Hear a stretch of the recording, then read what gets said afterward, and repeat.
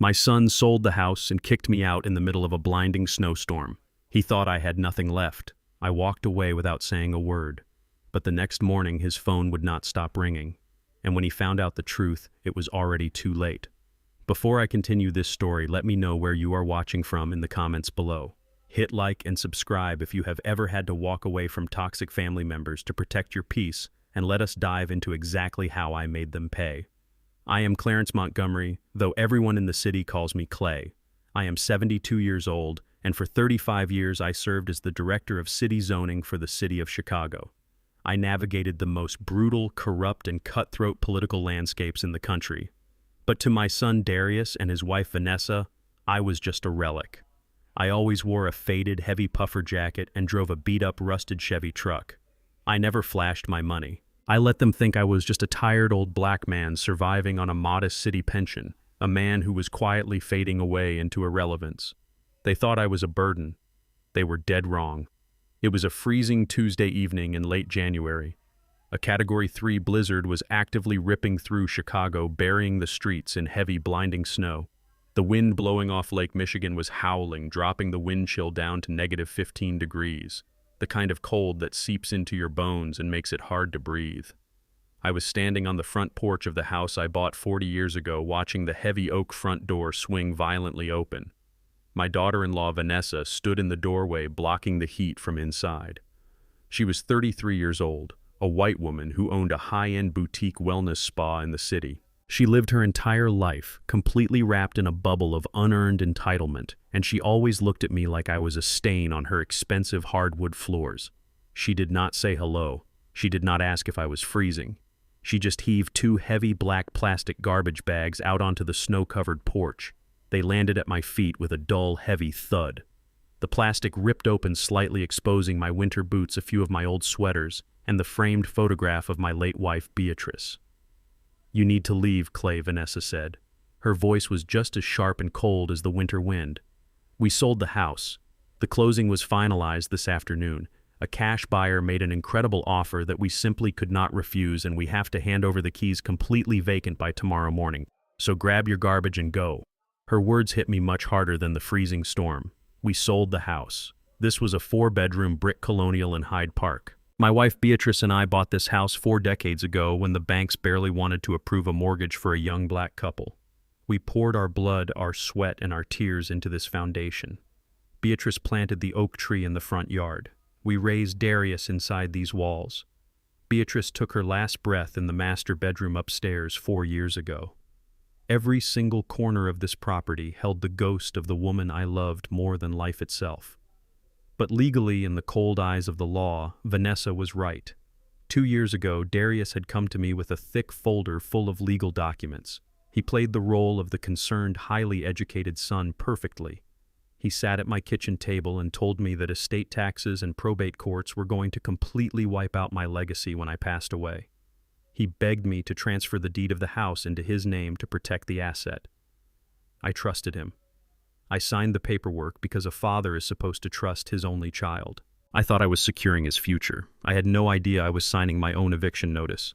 I looked past Vanessa, peering into the warm, brightly lit hallway of my own home. Darius was standing there. He is 36 years old, a man who always wanted the fast track to wealth but never wanted to put in the grueling hours to actually earn it. He was standing in the warmth of the foyer with his hands shoved deep into the pockets of his expensive cashmere cardigan. He would not make eye contact with me. He just stared down at the floor, perfectly content to let his wife do the dirty work. "Say something, Darius," I said. My voice was incredibly low and remarkably steady, cutting right through the howling wind. "You are throwing your 72-year-old father out into a Category 3 blizzard. At least look me in the eye and tell me why." Darius finally stepped forward, moving slowly past his wife, but he still refused to meet my gaze. He reached into his pocket and pulled out a single crumpled $100 bill. He reached his hand out into the freezing cold and shoved the money toward my chest. "Just take a taxi to a motel downtown," Dad Darius muttered. His voice was trembling with pathetic, undeniable cowardice. "Vanessa is under a lot of stress right now. Her wellness spa is drowning in operational debt. The venture capital investors are breathing down her neck. We need the liquid cash from this property sale to save her business and clear our personal loans. You have your city pension. You can figure something out, but we need you out tonight so the professional cleaning crew can come in at dawn." I looked down at the $100 bill shaking in his hand. $100. That was the exact value my only son placed on my survival. He was willing to let me freeze to death on the icy streets of Chicago so his entitled wife could pay off her failing luxury business. He had stolen my home, desecrated his mother's memory, and now he was tossing me a scrap of paper like I was a beggar panhandling at a red light. Vanessa crossed her arms over her chest, shivering slightly in the doorway, clearly annoyed that I had not disappeared yet. "Just take the money and leave, Clay," she snapped impatiently, rolling her eyes. "Do not make a scene. You are not on the deed anymore. If you refuse to step off my property, I will not hesitate to call the police and have you forcefully removed for trespassing. I am not going to let you ruin our financial future just because you are too stubborn to move into an assisted living facility where you belong." I stood there on the frozen porch. The snow was blowing violently around us, catching in my gray beard and covering the shoulders of my old jacket. Any other father might have screamed. Any other man might have fallen to his knees, begged for mercy, or cried about the profound injustice of it all. I felt a fleeting urge to grab him by the collar and shake some sense into him. But 35 years of navigating the ruthless, cutthroat political landscape of Chicago City zoning had taught me one absolute, undeniable rule. You never show your enemy your cards, and you never negotiate with a parasite. I did not yell. I did not shed a single tear. I reached out and took the $100 bill from Darius. I looked at the green paper for a brief second. Then I slowly opened my fingers and let the freezing wind catch it. The bill fluttered away instantly, swallowed by the darkness and the blinding snow.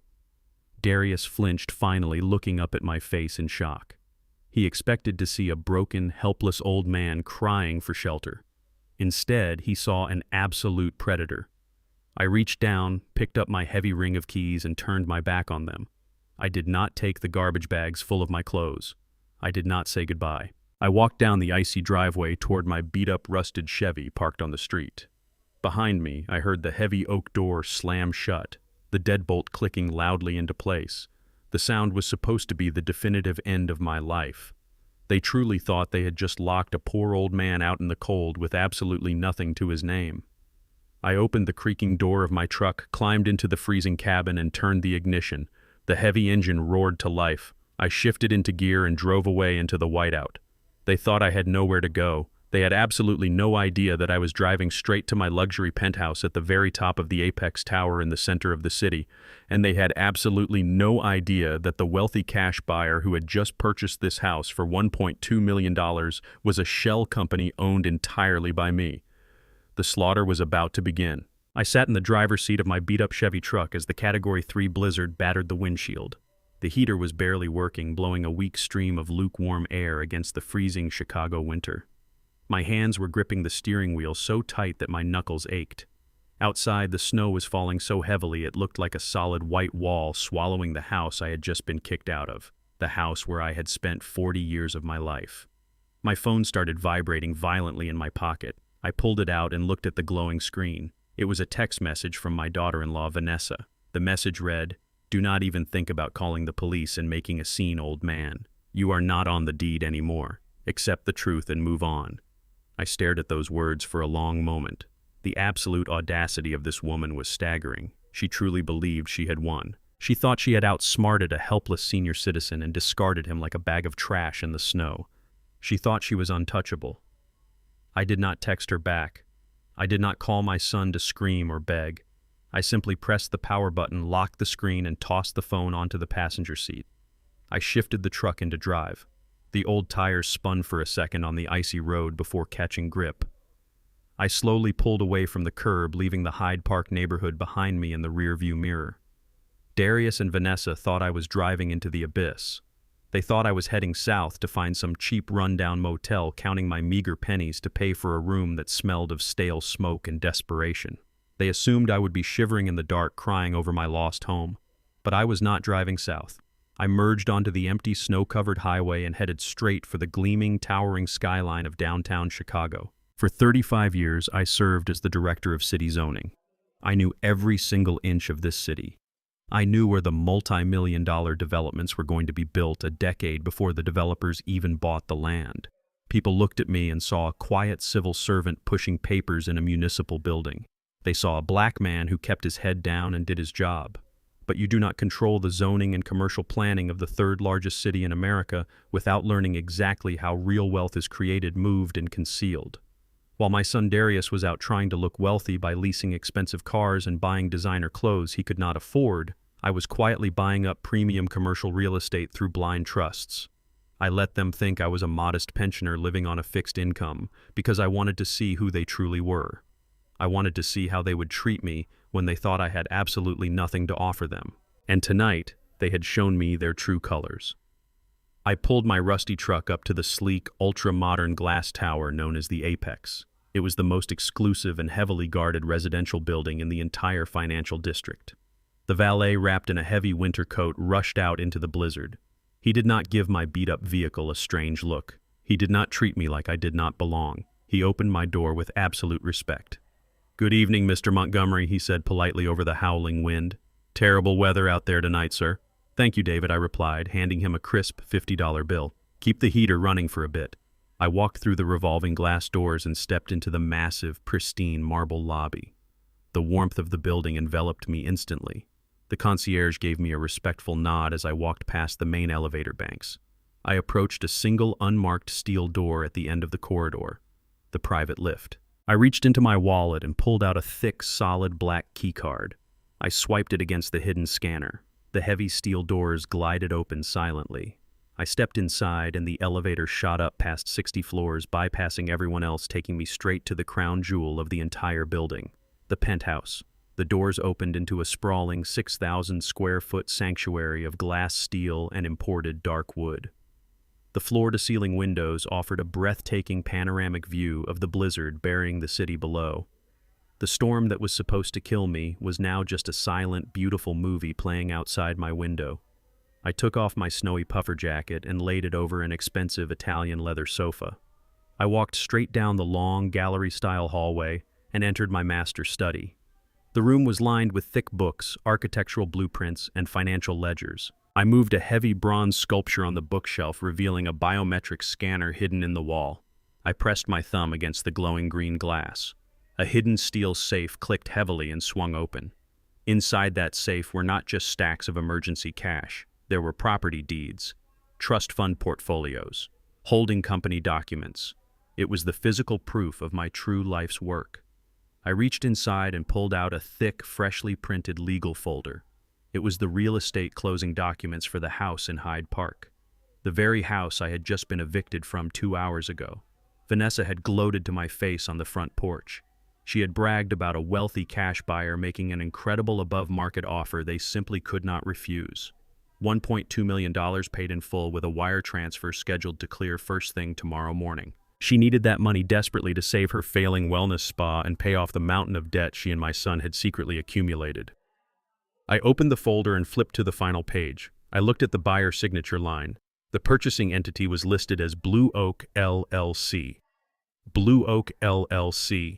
It was named after the massive oak tree my late wife Beatrice had planted in the front yard of that exact house 40 years ago on the very day we moved in. I am the sole proprietor, president, and controlling shareholder of Blue Oak LLC. I bought my own house. I was the wealthy, mysterious cash buyer who had bailed them out of their financial ruin. They were so incredibly desperate to get their hands on $1 million that they never bothered to have their lawyers thoroughly investigate the shell company making the offer. They saw the zeros on the contract, they saw the promise of immediate cash, and they blindly signed away the deed. They thought they were selling my legacy to a faceless corporation. They had no idea they were handing the keys directly back to me. I walked over to my personal bar and poured myself a glass of neat bourbon.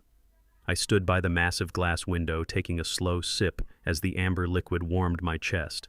I looked down at the frozen, chaotic streets of Chicago. Tomorrow morning, Darius and Vanessa were expecting a life-changing wire transfer to hit their bank account. They thought they had won the ultimate prize. They thought they had successfully discarded a useless old man, wiped their hands clean of their responsibilities, and walked away rich. They were probably celebrating right now, drinking expensive wine and packing their bags. But I control the wire transfer, I control the shell company, and I control the private banking institution that holds the escrow account. I placed my glass down on the mahogany desk. The sadness of losing my son was officially gone, replaced by a cold, calculating precision. They wanted to play a game of ruthless survival. They wanted to throw me to the wolves, but they forgot that I spent 3 decades swimming with the biggest sharks in this city. The hunt was officially on. I was going to let them wake up tomorrow morning. I was going to let them taste the absolute euphoric peak of victory, and then I was going to drag them down to the bottom of the ocean. The morning sun broke through the heavy gray clouds over Chicago, casting a bright, blinding light across the snow-covered city. The Category 3 blizzard had finally passed, leaving the streets buried under 2 feet of solid white ice. But inside my luxury penthouse at the top of the Apex Tower, it was warm, quiet, and perfectly still. I woke up at 7 in the morning. I did not feel the aches and pains of a 72-year-old man who had been thrown out into the freezing cold. I felt invigorated. I felt like a man who was about to watch his enemies walk directly into a perfectly designed trap. I walked into my sprawling kitchen, poured myself a cup of rich black coffee, and carried it into my master study. I sat down at my heavy mahogany desk and opened my encrypted laptop. It was 7:45 in the morning, the exact time the massive wire transfer from my shell company, Blue Oak LLC, was scheduled to hit my son's joint bank account. I closed my eyes for a moment and pictured the scene playing out in the house they had stolen from me. I could imagine Darius and his arrogant wife Vanessa waking up with smug smiles on their faces. They had survived the storm. They had kicked the useless old man to the curb, and now they were waiting for their grand prize. I could see Vanessa sitting at the kitchen table in her expensive silk robe, drinking her imported matcha tea, frantically refreshing the banking app on her phone every 10 seconds. She was desperate. She was drowning in debt from her high-end wellness spa, and her private equity investors were threatening to seize everything she owned if she did not make a massive payment by 3 o'clock this afternoon. At exactly 8 o'clock, the digital transaction cleared on my screen. $1,200,000 moved out of my corporate holding account and landed directly into their primary checking account. For exactly 3 minutes, my son and his wife were millionaires. For exactly 3 minutes, they felt like they were the smartest, most untouchable people in the city of Chicago. They felt absolutely invincible. But they did not know about the invisible tripwire I had attached to that money. You see, when you operate multi-million-dollar shell companies and spend 35 years working in city zoning and commercial planning, you do not just use regular retail banking. You have direct lines to the fraud detection departments of major financial institutions. I had not just wired them the money, I had flagged the entire transaction through my legal team as a high-risk real estate anomaly involving potential elder exploitation. But I took it one step further.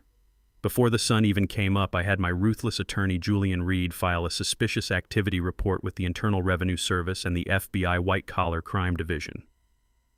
The red flag we raised was massive. A sudden 7-figure cash influx tied to a property previously owned by an elderly man who was abruptly and suspiciously removed from the premises the night before. The American banking system did exactly what it was programmed to do when it smells federal fraud. It slammed the steel doors shut. I picked up the sleek silver phone on my desk and dialed Julian. He answered on the first ring. He had a contact inside the bank's branch management network. Julian put me on speakerphone so we could monitor the fallout in real time. "They are trying to move the money right now, Clay," Julian said, his voice laced with a cold professional amusement. "Darius just initiated a wire transfer to a private equity group to pay off his wife's business debt." I took a slow sip of my hot coffee. "Let it bounce, Julian," I said quietly. In their kitchen in Hyde Park, Darius hit the confirm button on his banking app. He expected to see a green success checkmark. He expected to breathe a massive sigh of relief. Instead, his phone screen flashed a violent bright red. Error code 404. Account frozen pending federal review. Action restricted by the Internal Revenue Service and the Federal Bureau of Investigation. I could almost feel the blood draining from my son's face all the way from my penthouse, the smug, arrogant smile melting into pure, unadulterated terror. He tried the transfer again. Denied. He tried to move just $100 to his savings account to see if it was a glitch. Denied. He was completely locked out of his entire financial life. My phone buzzed again. It was a forwarded audio feed from the bank manager's office. Darius was calling the branch, and he was completely losing his mind. "What do you mean my account is frozen?" Darius yelled over the phone. His voice was cracking, high-pitched, and completely stripped of the tough guy act he had put on for me last night on the freezing porch. "I just received a legitimate real estate payment. I sold a house. I need to wire those funds right this second. Release the hold." The branch manager, following strict federal protocols, replied with a cold, robotic tone. "Sir, I cannot override a federal freeze. Your account has been flagged for highly suspicious financial activity and potential title fraud.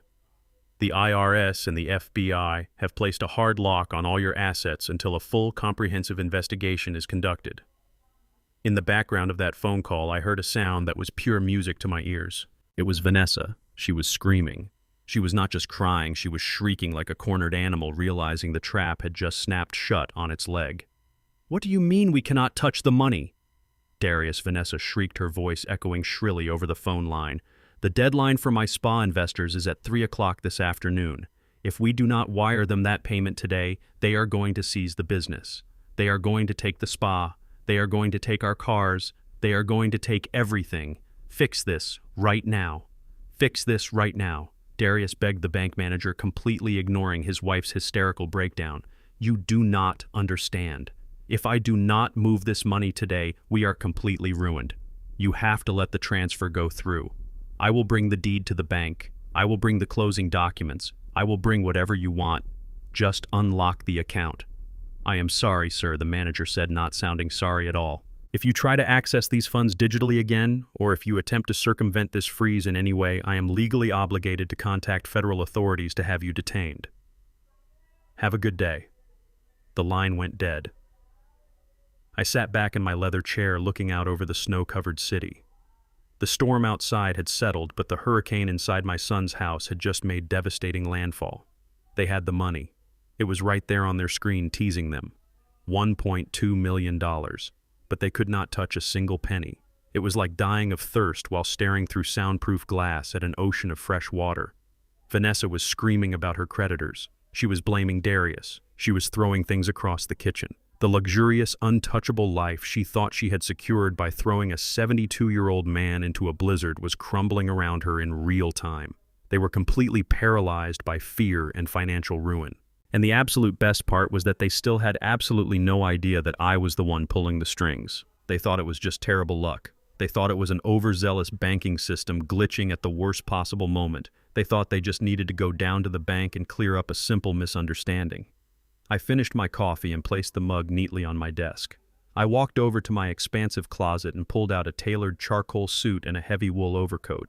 My work for the morning was not done. Letting them panic in their kitchen was just the appetizer. Now it was time to force them out into the open. It was time for them to walk into that bank, desperate and sweating, and discover the real horrifying reason the federal government was suddenly so interested in the house they stole from me. I checked my gold pocket watch. The bank opened in 30 minutes. I was going to be parked right across the street watching the main entrance. I wanted a front row seat to their destruction.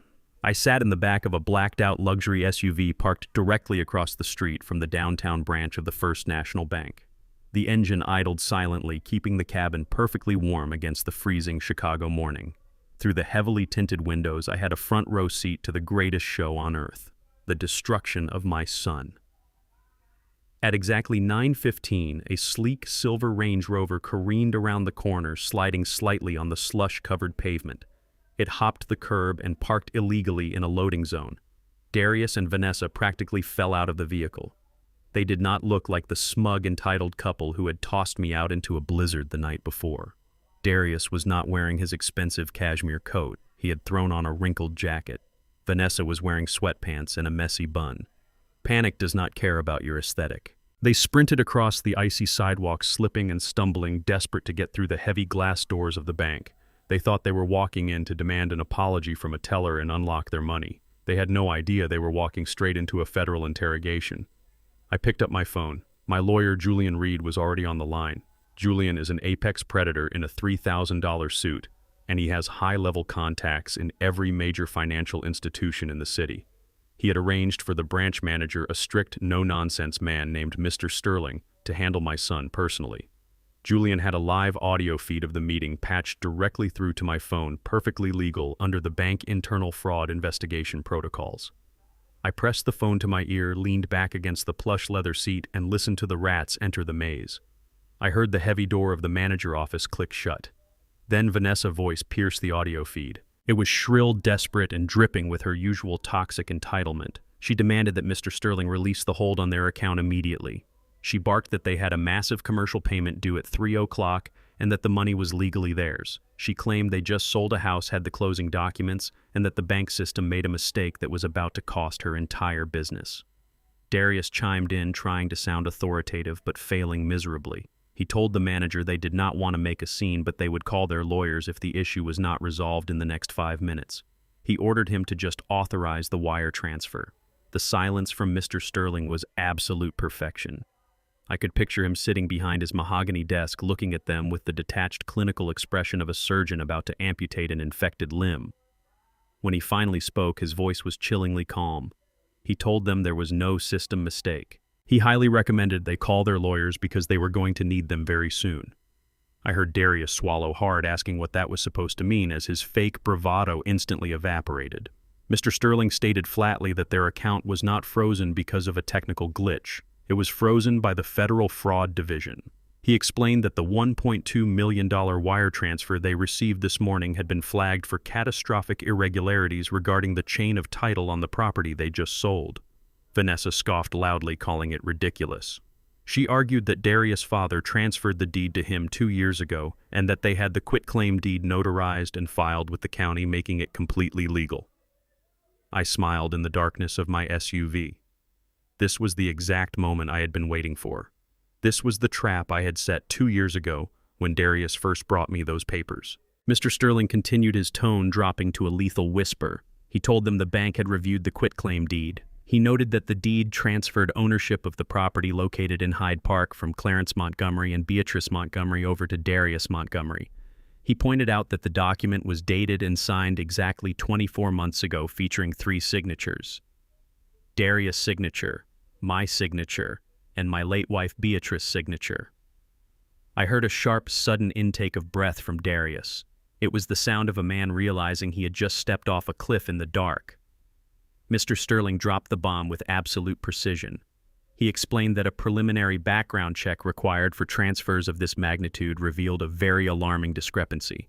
He looked Darius dead in the eye and stated that his mother, Beatrice Montgomery, passed away 48 months ago, 2 full years before the document was supposedly signed in front of a notary. The silence in that bank office must have been suffocating. I could picture the blood draining completely out of Darius' face. He thought he was so smart. When he pressured me to sign that deed 2 years ago, he knew the house was originally in both my name and my late wife's name. To bypass the lengthy probate process and avoid paying the estate taxes he was so terrified of, he took a shortcut. He simply forged his dead mother's signature on the legal transfer documents. He paid off a shady notary to stamp it, thinking nobody would ever look closely at a simple family transfer. He thought the system was too slow and too stupid to catch him. But when you sell a house for over $1 million in cash to a corporate entity, the bank scrutinizes every single millimeter of the paperwork, especially when that corporate entity is owned by the man you just kicked out into the snow. Mr. Sterling explained coldly that forging the signature of a deceased individual on a real estate transfer document is not a minor clerical error. It is a Class 2 felony. It constitutes federal wire fraud, title fraud, and grand larceny. He told them the United States government takes a very dim view of people who use ghosts to steal property. Because the foundation of the sale was based on a fraudulent deed, the transaction was entirely void. The $1.2 million did not belong to them. It was currently being seized by federal authorities as evidence of a major financial crime. Vanessa let out a sound that was half gasp, half scream. The microphone picked up the sound of her chair scraping violently against the floor as she stood up. She did not turn her anger toward the bank manager. She turned it entirely on the man sitting next to her, the man she had sworn to love through thick and thin. She screamed at Darius, asking what the manager was talking about. Her voice echoed off the walls of the small office. She yelled that he forged his dead mother's signature and that he told her the house transfer was completely legal. She shrieked that he promised his father signed everything over willingly. Darius was stammering, his voice weak and pathetic. He begged Vanessa to listen to him, claiming he had to do it because the taxes would have eaten up the equity. He cried that he did it for them and to get the capital for her business. She did not care about his excuses. She did not care about his sacrifices. She only cared about her own survival. She roared at him, completely unhinged, calling him a liar. She screamed that he committed a federal felony and tied her name to a fraudulent property sale. She cried that her business was going to be seized this afternoon, and she was going to go to prison because she was married to a stupid, incompetent criminal. Darius yelled back, the pressure finally snapping his fragile nerves. He told Vanessa to shut up. He screamed that she was the one who needed the money and burned through all their cash trying to look like a millionaire. He roared that she was the one who threw his father out into a blizzard so they could close this deal today. They were tearing each other apart. The perfect, arrogant, upper-class couple was completely disintegrating right there in the bank manager office. They were no longer husband and wife. They were two cornered animals biting and clawing at each other to escape a trap there was no way out of. I tapped the screen of my phone and ended the call with Julian. I rolled down the tinted window of the SUV just a few inches. The freezing wind bit at my face, but I did not feel the cold. I felt absolutely spectacular. A few minutes later, the heavy glass doors of the bank burst open. Darius and Vanessa stumbled out onto the icy sidewalk. They were not holding hands. They were screaming at each other, their faces red with rage and panic. People on the street were stopping to stare at them. Vanessa shoved Darius hard in the chest, pointing a trembling finger in his face before storming off toward their illegally parked Range Rover, leaving him standing alone in the slush. I watched my son run his hands over his face, completely broken, entirely destroyed by his own greed. I let a slow, cold smile spread across my face. I rolled the window back up and signaled my driver to pull away. They had lost the money. They had lost their marriage. And the absolute best part was they had not even seen the worst of it yet. It did not take long for Vanessa to play her final desperate card. When you back a narcissist into a corner and strip away their money, they do not self-reflect. They do not apologize. They immediately construct a narrative where they are the absolute victim. By Wednesday morning, she realized the money was truly gone, and her business was on the brink of total collapse. So she resorted to the oldest, most predictable weapon in her arsenal. I was sitting in my penthouse drinking my morning coffee when my lawyer, Julian Reed, called me. He did not bother saying hello. He just told me to open my computer and check the links he had just sent to my email. I opened the laptop and clicked the first link.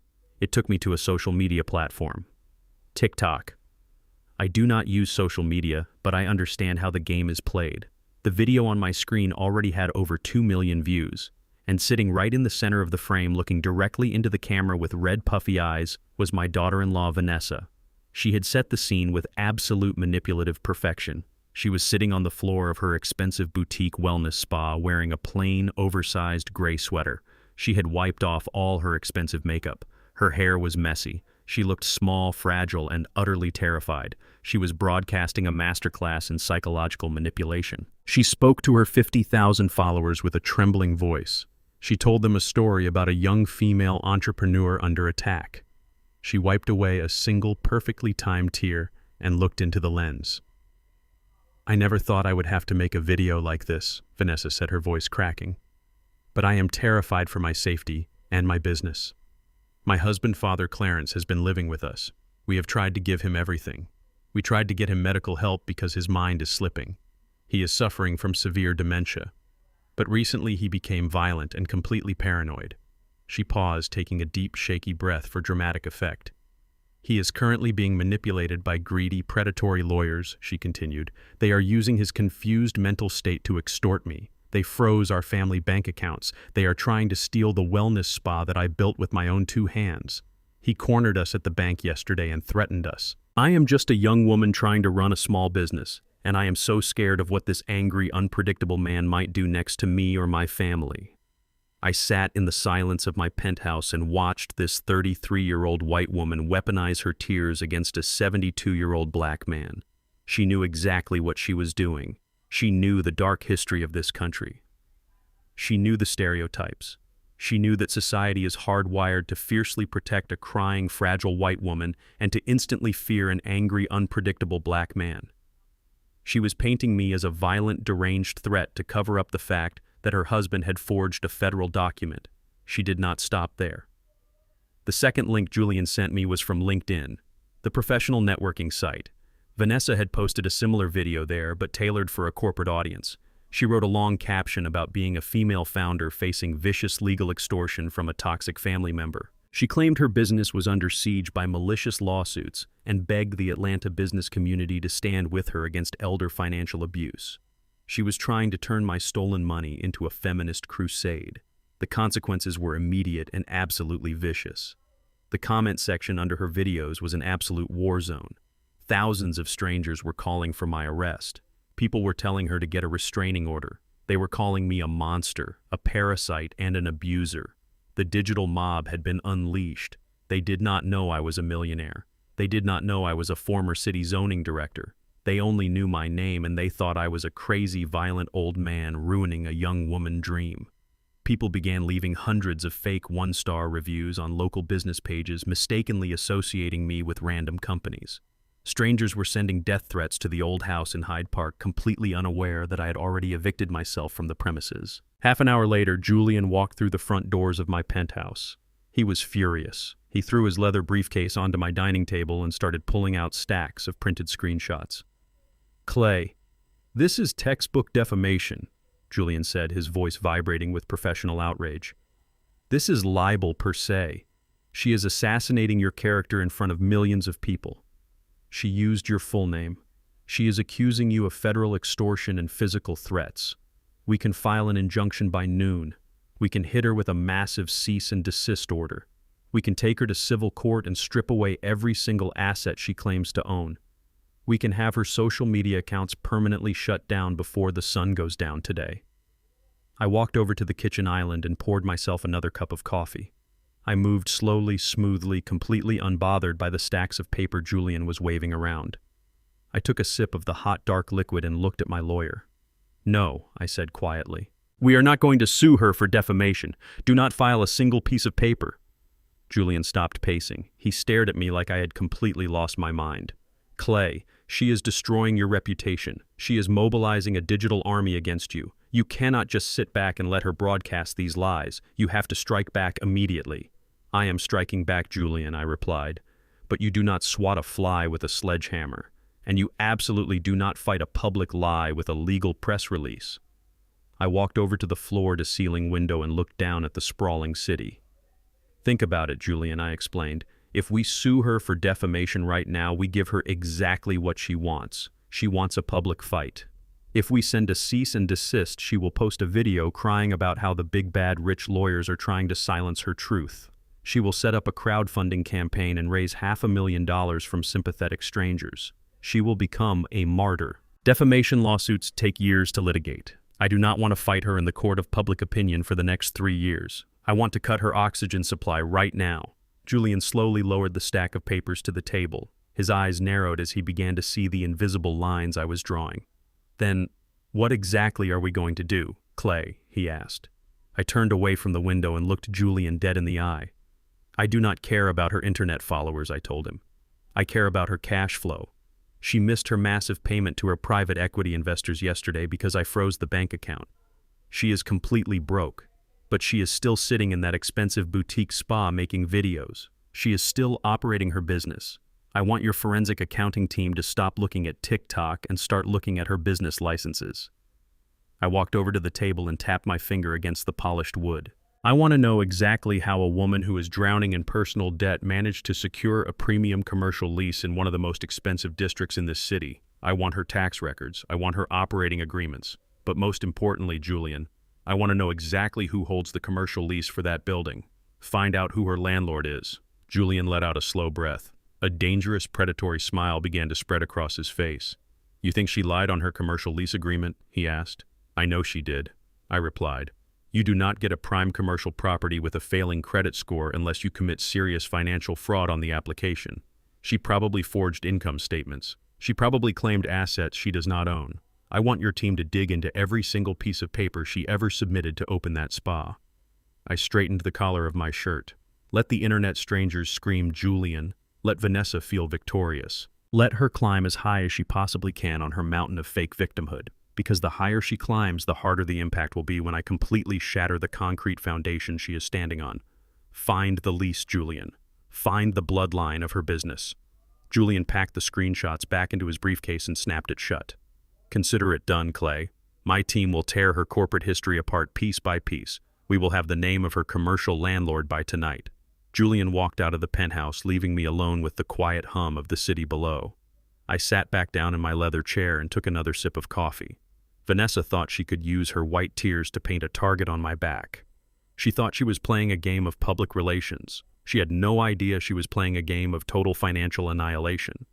I was not going to argue with her on the internet.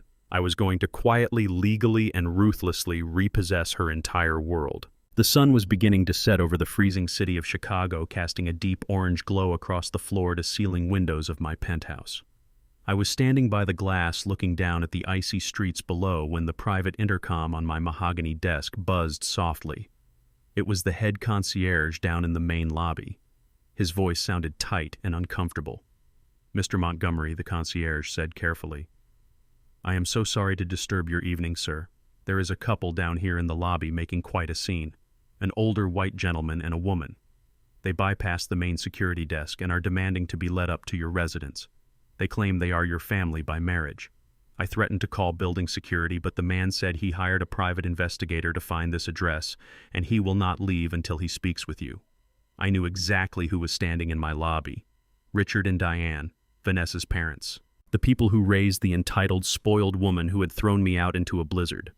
My first instinct was to tell the concierge to have them physically removed from the premises and thrown back out into the snow. But 35 years of navigating the vicious political waters of Chicago had taught me a very valuable lesson. You never stop your enemy when they are in the middle of making a catastrophic mistake.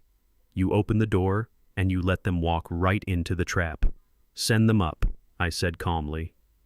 I stood in the center of my expansive living room and waited. A few minutes later, the heavy steel doors of the private elevator chimed and slid open. Richard and Diane stepped out into my home.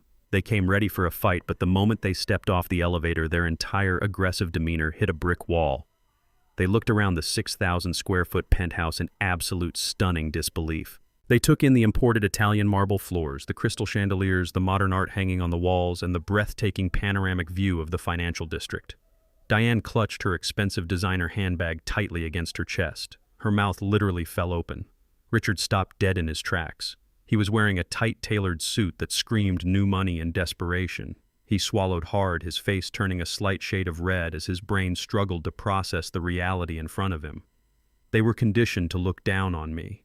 They had convinced themselves that I was just a poor, tired old black man who had spent his life scraping the bottom of the barrel. Their narrow, prejudiced minds simply could not comprehend how a retired city worker could be standing in the crown jewel of the apex tower.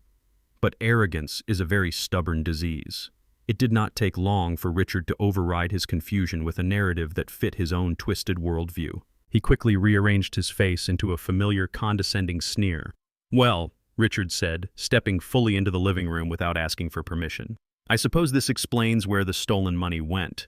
It is truly amazing what a person can rent when they drain their own son's bank accounts and hide from their responsibilities. I did not offer them a seat. I did not offer them a drink. I just stood there with my hands resting casually in the pockets of my dark trousers. Inside my right pocket, my thumb rested gently against the tactile button of a small digital voice recorder. With a silent press, I turned it on. The red recording light illuminated in the dark fabric of my pocket. I was capturing every single word. "How did you find this place, Richard?" I asked, keeping my voice perfectly flat and devoid of any emotion. Richard smirked, unbuttoning his suit jacket as if he owned the room. "You really think you can hide from us, Clay? When Vanessa called us in tears because you locked the family bank accounts and terrorized her at the bank, I hired a private investigator. It took him less than 24 hours to track you down. You might think you are clever hiding out in a luxury rental trying to play the big shot, but you are completely out of your depth." Diane stepped forward, crossing her arms tightly. The heavy smell of her expensive perfume filled my living room. "We know you are not well, Clay," she said, using that same fake, sugary tone her daughter used. "Vanessa told us everything about your cognitive decline. We know you have been acting out, becoming violent, taking money that does not belong to you. We are here to intervene before you hurt yourself or our daughter any further." I looked at them with a cold, detached fascination. Even standing in the middle of a multi-million-dollar penthouse, they were so blinded by their own superiority complex that they literally could not fathom that I owned it. They had convinced themselves I was a crazy old man squatting in luxury on their daughter's dime. "Why are you really here, Richard?" I asked. "Cut the act." You did not hire an expensive private investigator just to check on my health. Richard dropped the fake polite smile. His face grew hard cold and entirely ruthless.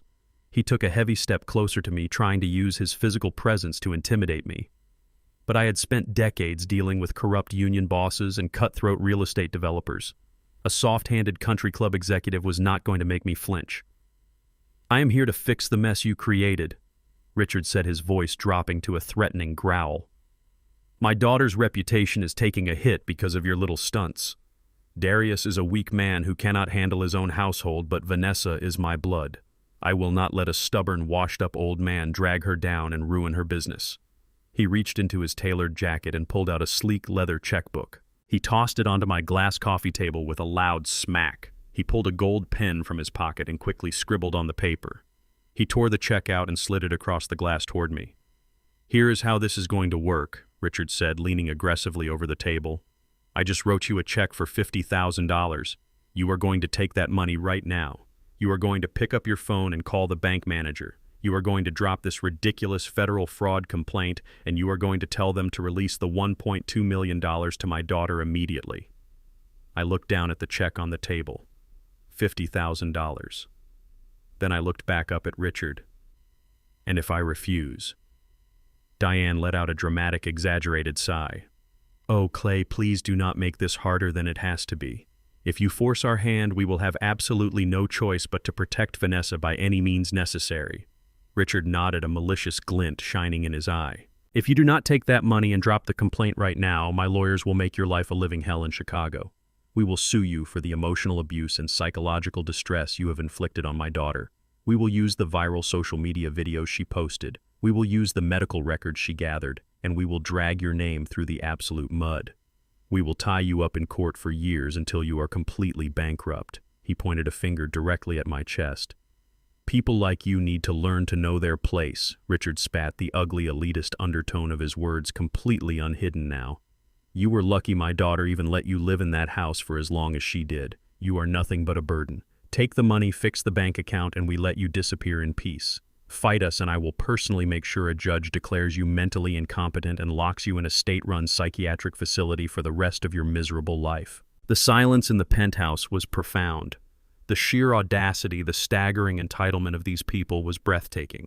They had marched into my home, insulted my intelligence, threatened my freedom, and attempted to bribe me to cover up a federal felony committed by my own son. And they had just confessed to all of it on a digital recording. Bribery, extortion, blackmail, conspiracy to commit medical fraud. My thumb brushed against the stop button on the recorder inside my pocket, securing the file. I had everything I needed. They had just delivered the final nail for their own coffins on a silver platter. I looked at Richard. I looked at Diane. I did not scream. I did not raise my voice or throw them out by their collars. I simply smiled. It was a cold, empty smile that did not reach my eyes. I walked over to the glass coffee table. I looked at the $50,000 check. I placed my index finger on the crisp paper and slowly, deliberately pushed it back across the glass until it rested right in front of Richard.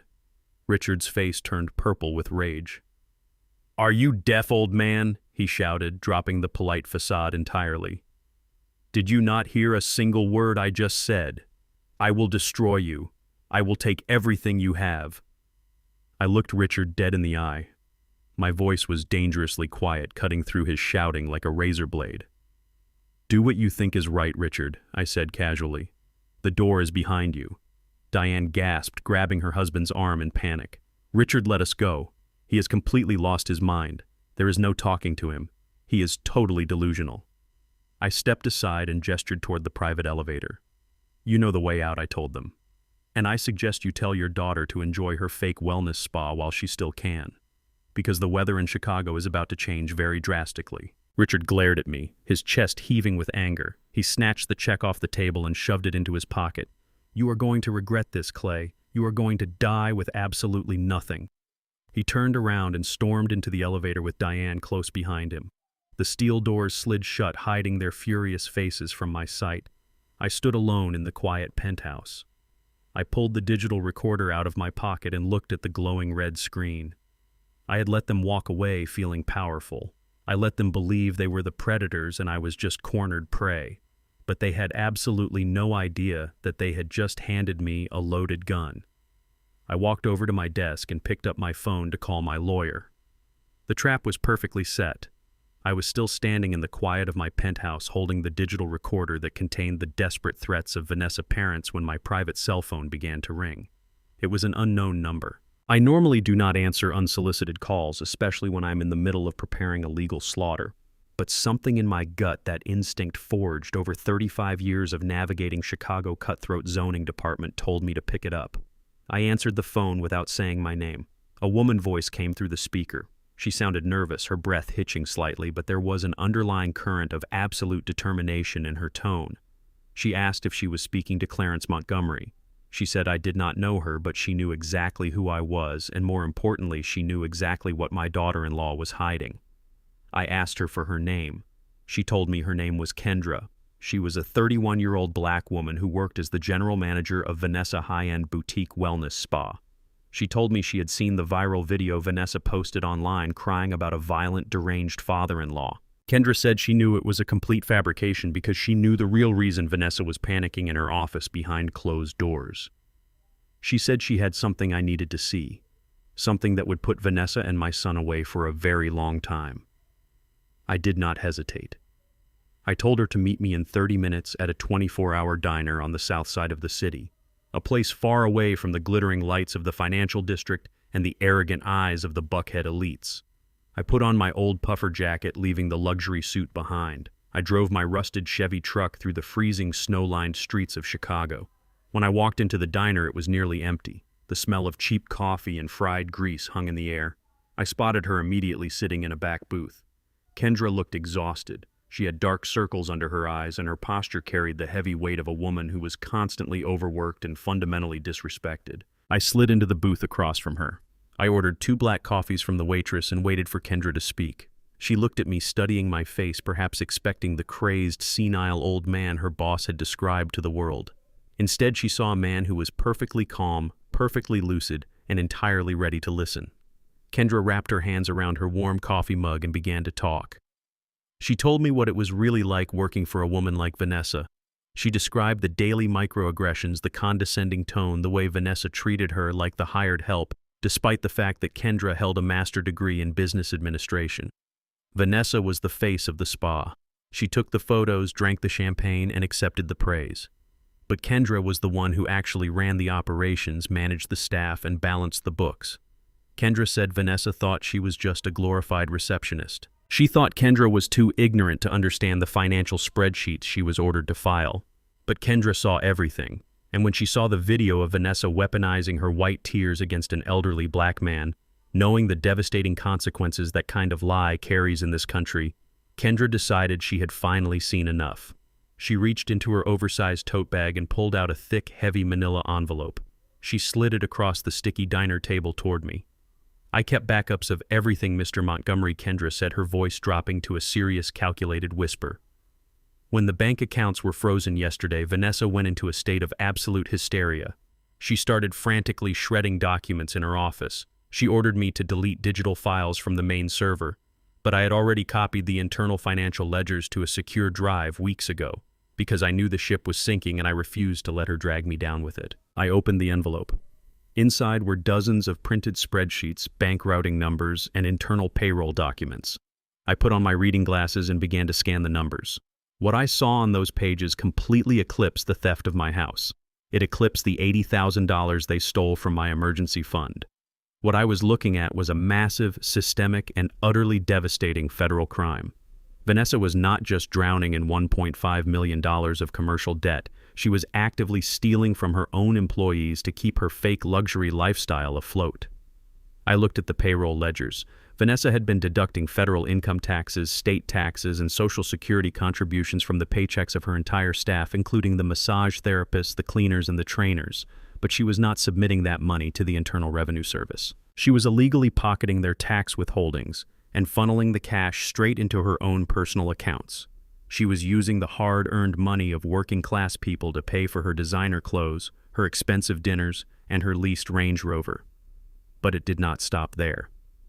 I flipped to the next page. There were records of hundreds of fake client memberships, phantom customers paying thousands of dollars in cash every month. It was textbook money laundering. They were trying to wash dirty money through the spa to inflate their revenue and trick their investors into giving them more time. My eyes moved to the bottom of the financial authorization forms. I needed to see who was officially signing off on these fraudulent transactions. There, printed clearly in black ink, was the signature of the registered chief financial officer of the wellness spa, Darius Montgomery, my son. I stared at his signature, and the air in my lungs turned to ash. Up until this very moment, a small, foolish, microscopic part of my soul wanted to believe that Darius was just a weak man. I wanted to believe he was just a coward who had been completely manipulated and bullied by a toxic, greedy wife. I wanted to believe he was just making terrible choices out of desperation to keep his marriage intact. But this document proved otherwise. You do not accidentally set up phantom LLCs to launder money. You do not accidentally steal the tax withholdings of your minimum wage employees. Darius was not a victim of his wife's ambition. He was a willing, active, and malicious co-conspirator. He was the architect of the fraud. He was a thief. And worse than that, he was stealing from the working class. He was stealing from people who lived paycheck to paycheck, people who trusted their employer, people who would end up owing thousands of dollars to the IRS and potentially face financial ruin because my son decided he needed a luxury lifestyle he did not earn. I remembered the 35 years I spent working for the city. I remembered the men and women I worked alongside, people who broke their backs for a modest pension. I remembered my late wife Beatrice, who worked 2 jobs just so we could afford our first mortgage. We taught Darius the value of an honest dollar.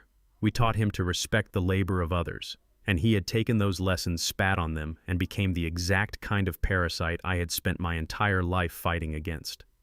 The last remaining thread of paternal love tying me to my son snapped. It did not break with a loud noise. It just dissolved into a cold, clinical void.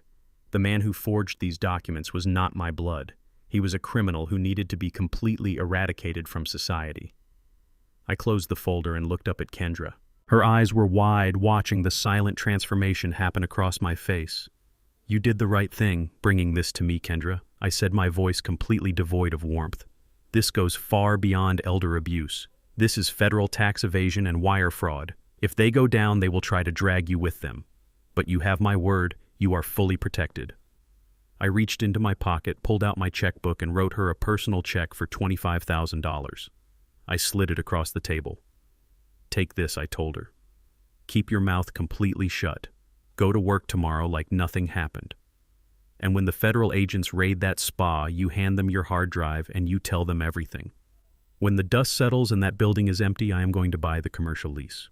And you are going to have your own business." Kendra looked at the check. Tears welled up in her eyes. She nodded slowly, slipping the paper into her bag. "Thank you, Mr. Montgomery. I will not say a word."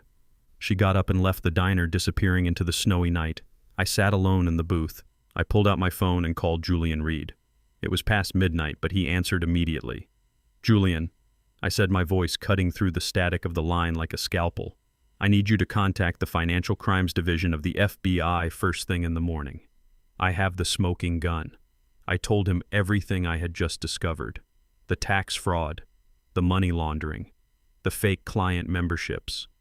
I heard Julian take a sharp intake of breath over the phone. Clay Julian said, his professional tone shifting into something far more serious. "If we hand this over to the federal authorities, there is no turning back. They will not just lose the house or the business.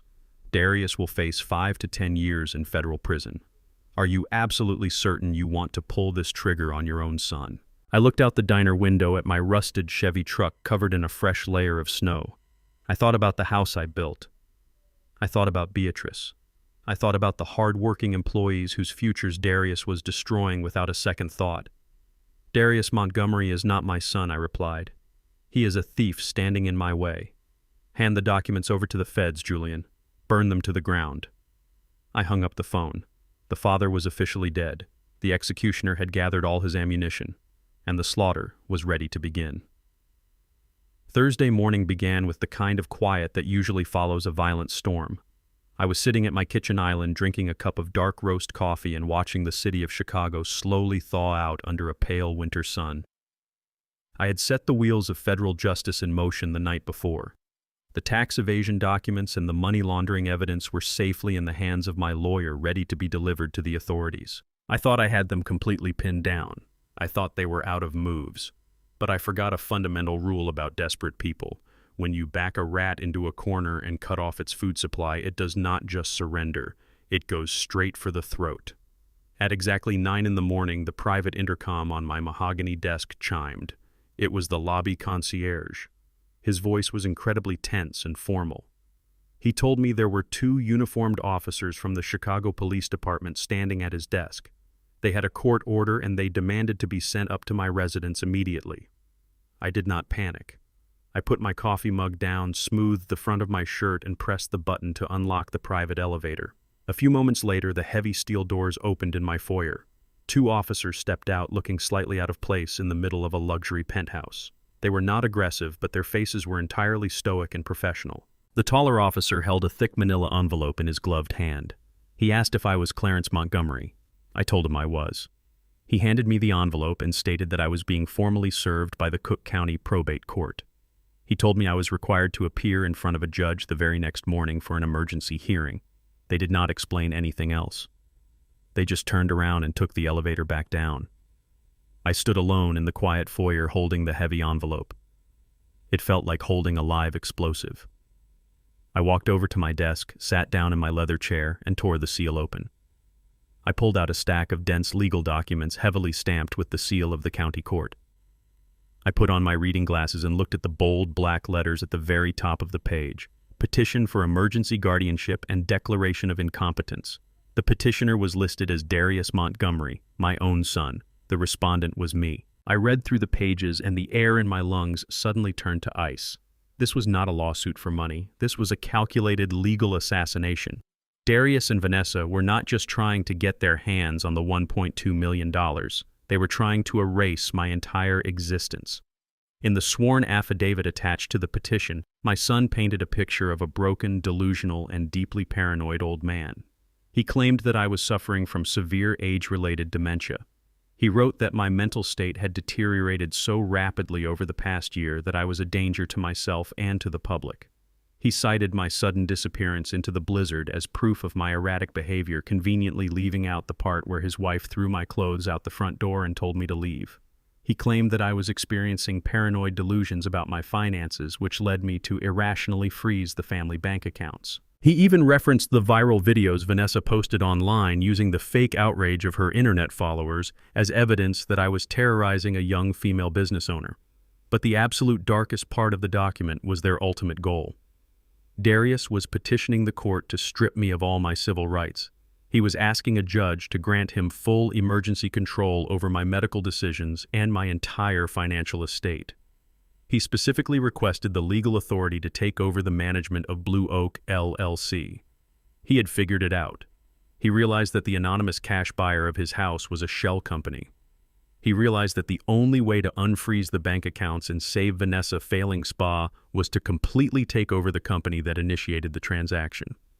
And the only way to do that was to have the owner of the company declared legally insane. The sheer brilliant evil of their plan washed over me.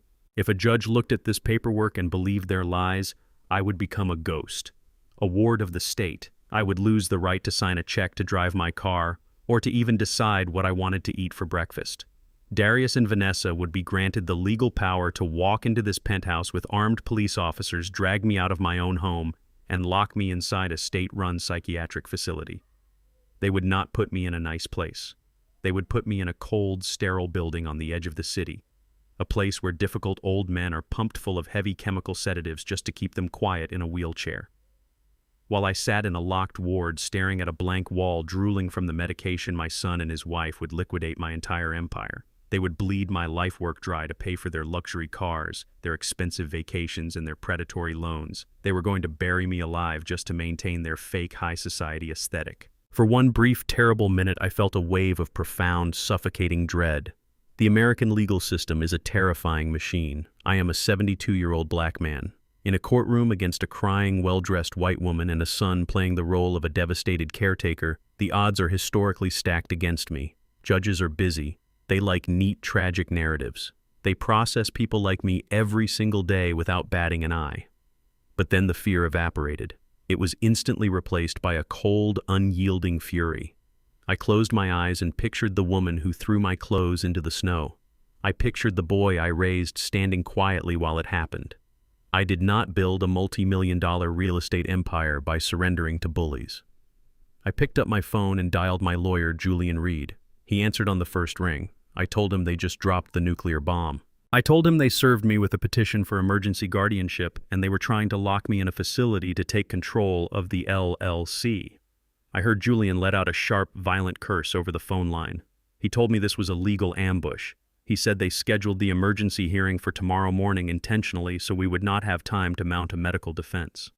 They wanted to blindside me in front of a judge before I could gather proof of my sanity. Julian said if we walked into that courtroom unprepared, I would not walk out a free man. They would have an ambulance waiting at the courthouse to take me away. I leaned back in my leather chair and looked out the massive window at the city I helped build. I told Julian we were not going to walk in unprepared. I told him I was leaving the penthouse right now to gather the ammunition we needed. I told him that when I saw my son in that courtroom tomorrow, I was not just going to defend my mind. I was going to absolutely obliterate his entire world. I hung up the phone. The game of teaching them a lesson was officially over. This was a fight for my actual life, and I was going to make sure they regretted the day they ever decided to challenge mine. I did not waste a single second. When your own flesh and blood tries to steal your mind on paper, you do not just sit around and wait for the gavel to fall. You build a fortress of undeniable medical facts. Julian Reed is an incredibly expensive lawyer for a very good reason. While I was putting on my heavy wool overcoat, he was already on the phone moving mountains. I told him I needed emergency appointments with the most respected independent board-certified neurologists and psychiatrists in the city of Chicago. Not just one doctor. I wanted 3. I wanted department heads at major university hospitals, men and women whose expert testimonies had sent serial killers to prison and dismantled massive corporate frauds. I wanted an absolute impenetrable wall of medical evidence. Julian used every favor and every connection he had to clear their schedules. The next 14 hours were the most grueling, invasive cognitive marathon of my entire life. My driver took me from the medical campus at Northwestern down to the university hospital in Hyde Park. I walked into those bright, sterile white offices and let them look into every single corner of my 72-year-old brain. I demanded they test absolutely everything. They put me inside the loud, humming magnetic resonance imaging machines to scan the physical structure of my brain.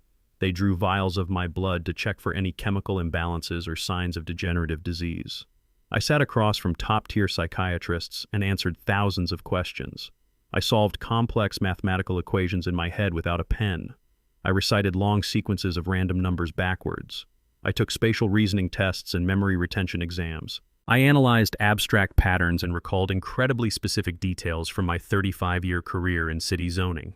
I did not just pass their tests, I dominated them. I wanted zero margin for error. If my son and his entitled wife were going to walk into a courtroom and claim I was a confused, helpless old man, I was going to provide federal-level proof that my mind was a steel trap. I looked at the young doctors administering the tests. They saw a black man in his 70s and probably expected to find a slipping mind. But as I effortlessly completed their puzzles, I saw the respect grow in their eyes.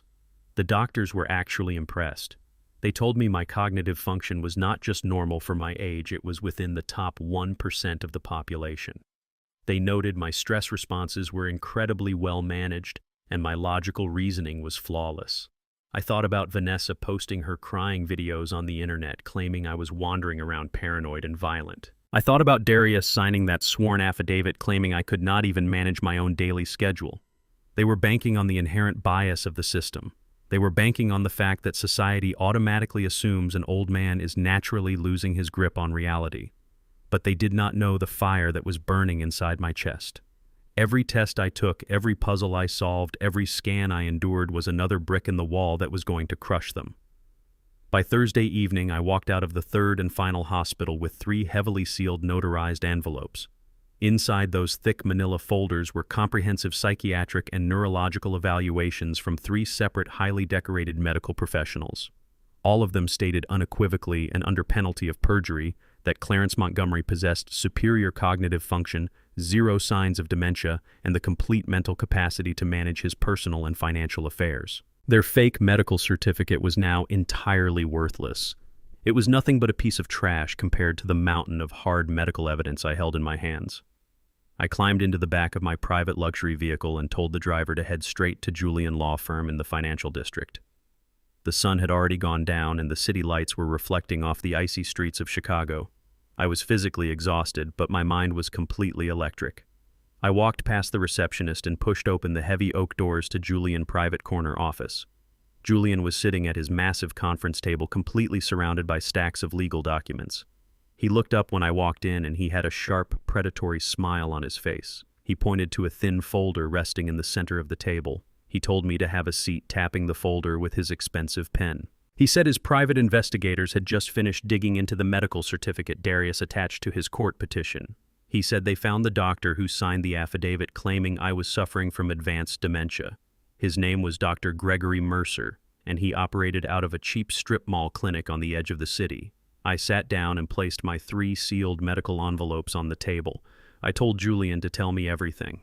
Julian opened the folder and laid out the facts. Dr. Mercer was not a respected physician. He was a complete fraud. Julian explained that Mercer was currently under active investigation by the Federal Drug Enforcement Administration and the State Medical Board. He had a long documented history of writing fake prescriptions and accepting cash bribes to falsify medical records for insurance scams and workers' compensation claims. Darius and Vanessa did not just find a doctor who made a simple misdiagnosis. They found a corrupt, desperate man, and they paid him under the table to fabricate a medical condition out of thin air just to steal my company and unfreeze their bank accounts. I stared at the criminal background report of the corrupt doctor. The sheer magnitude of their desperation was almost laughable. My son, the boy who grew up in a warm, loving home built by his mother, Beatrice, had sunk so incredibly low that he was buying fake medical documents from a strip mall criminal just to save his wife pathetic business. Julian leaned forward, resting his elbows on the polished wood table. His voice was full of aggressive energy. He told me we could file an emergency motion right now. We could submit this background check to the judge tonight. We could have their entire petition thrown out before the sun even comes up tomorrow. He said we could have Darius and that fake doctor arrested for conspiracy and perjury immediately. I looked down at my rough, calloused hands. The hands that had poured concrete and signed zoning permits for 35 years. I let out a low, quiet hum. I told Julian no. My voice was dangerously calm. Julian stopped and looked at me completely confused. He asked me what I meant. He said we had the smoking gun and asked why we would wait a single second longer to end this nightmare. I picked up my 3 sealed envelopes and tucked them neatly into the inside pocket of my tailored suit jacket. I looked Julian dead in the eye and explained my strategy. I told him that if we stopped them tonight, we gave them a chance to make an excuse. We gave them a chance to claim they were tricked by a bad doctor or that they genuinely believed I was sick.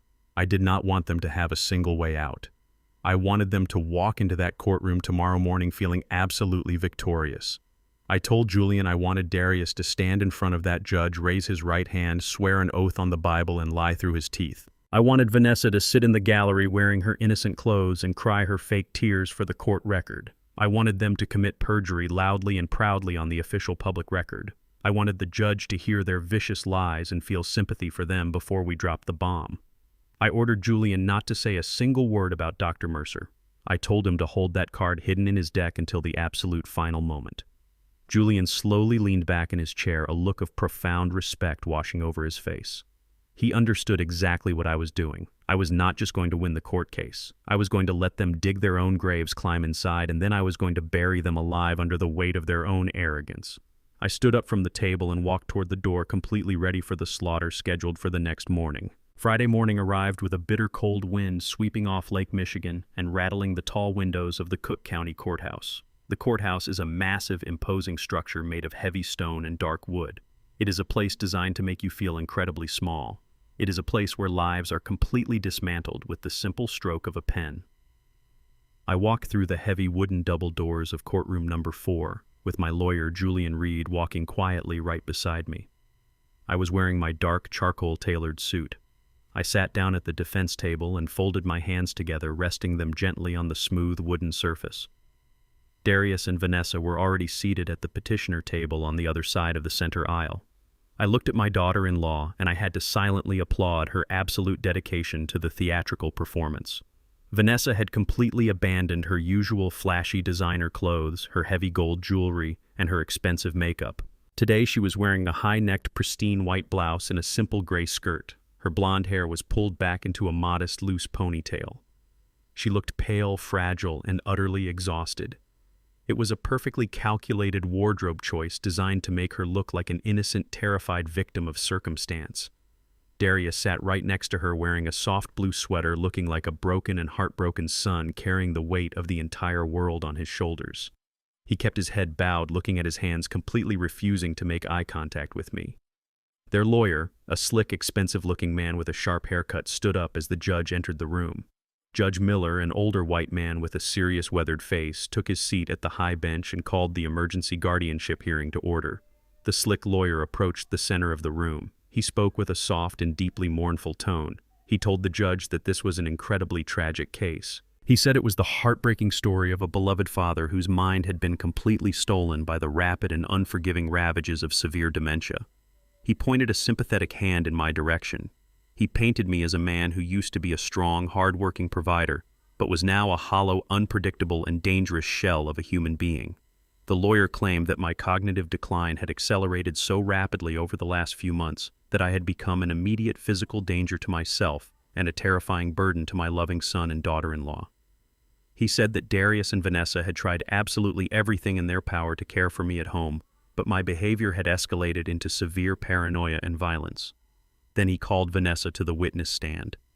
Vanessa walked slowly across the silent courtroom.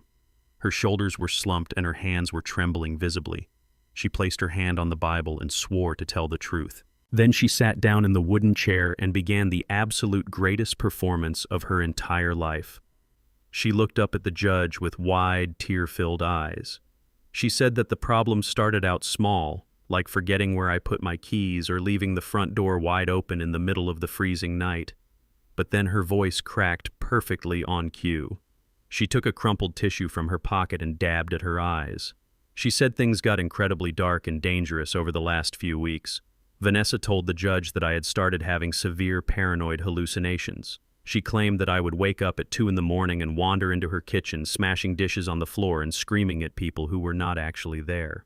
She cried and said I was convinced that she and Darius were trying to steal my money. She told the court that in a fit of absolute paranoid delusion, I had somehow managed to lock all of their family bank accounts just to punish them. She clutched the tissue in her hands and told the judge that she was physically terrified of me. She leaned heavily into every single ugly stereotype she could weaponize. She described me as a large, unpredictable, angry black man who had completely lost his grip on reality. She said she had to install heavy locks on her bedroom door because I would allegedly pound on the wood for hours, demanding money that did not exist. She wept openly, claiming she had to ask me to leave the house during the blizzard because I had become physically threatening and she feared for her very life. I sat at the defense table and listened to this 33-year-old woman invent an absolute monster out of thin air. She was describing a horror movie villain to a judge who was hanging on to her every single word. My face did not move a single inch. My breathing remained perfectly steady. Julian sat quietly next to me, writing meticulously on his yellow legal pad, not raising a single objection. We were letting her dig the hole as deep as she possibly could.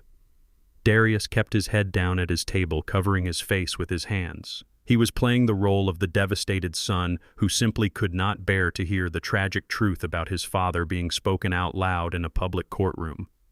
When Vanessa finished her crying, the slick lawyer approached the bench again. He handed Judge Miller a thick manila folder. He announced to the courtroom that this was an official medical certificate from Dr. Gregory Mercer. He called Dr. Mercer a highly respected physician who had personally examined me. He read portions of the fake report out loud for the court record. The fake report detailed aggressive behavior, profound memory loss, and a total inability to manage my own basic life functions. The lawyer stated that Dr. Mercer had diagnosed me with acute paranoia and advanced cognitive decline. He looked directly at the judge and stated that for my own safety and the safety of the general public, I needed to be instantly remanded to a secure psychiatric memory care facility. He argued that if I was allowed to walk out of the courthouse today, I would likely wander into traffic or severely injure a member of my own family. He specifically requested that Darius be granted immediate emergency control over my finances and my holding company Blue Oak LLC to protect my assets from my own destructive behavior. Judge Miller looked down at the paperwork and nodded slowly. A look of deep, profound sympathy washed over his face. He looked at Vanessa and offered her a comforting, gentle smile. The trap was closing flawlessly around me.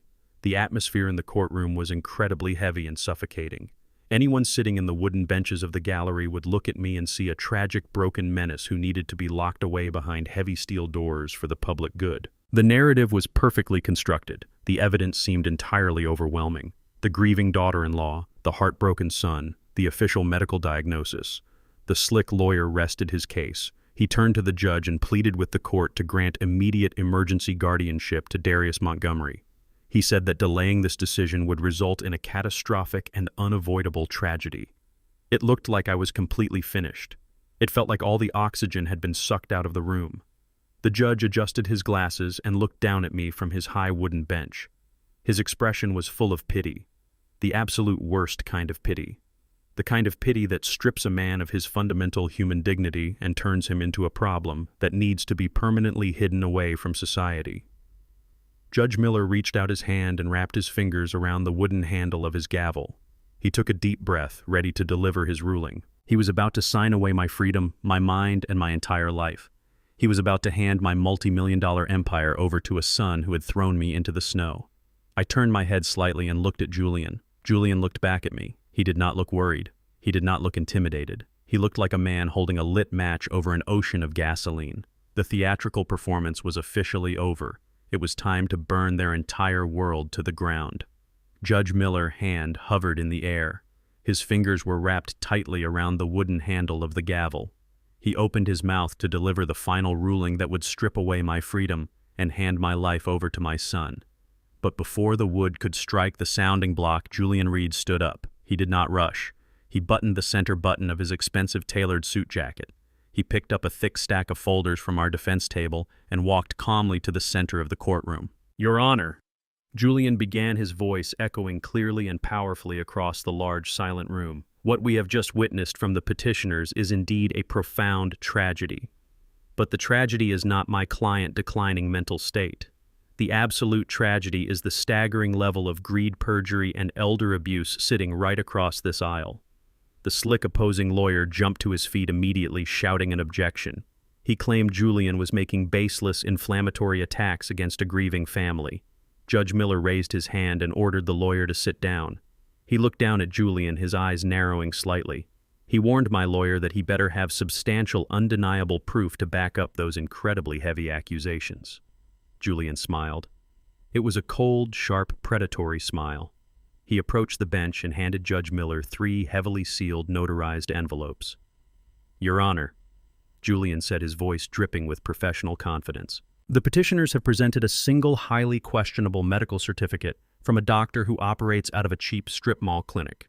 In response, I present to this court 3 comprehensive independent psychiatric and neurological evaluations. These were conducted over the last 48 hours by the heads of neuroscience and psychiatry at 3 of the most prestigious medical university hospitals in the country." Judge Miller broke the seals. The courtroom was dead silent as he read the first page, then the second, and then the third. He looked up, his expression shifting from pity to profound confusion.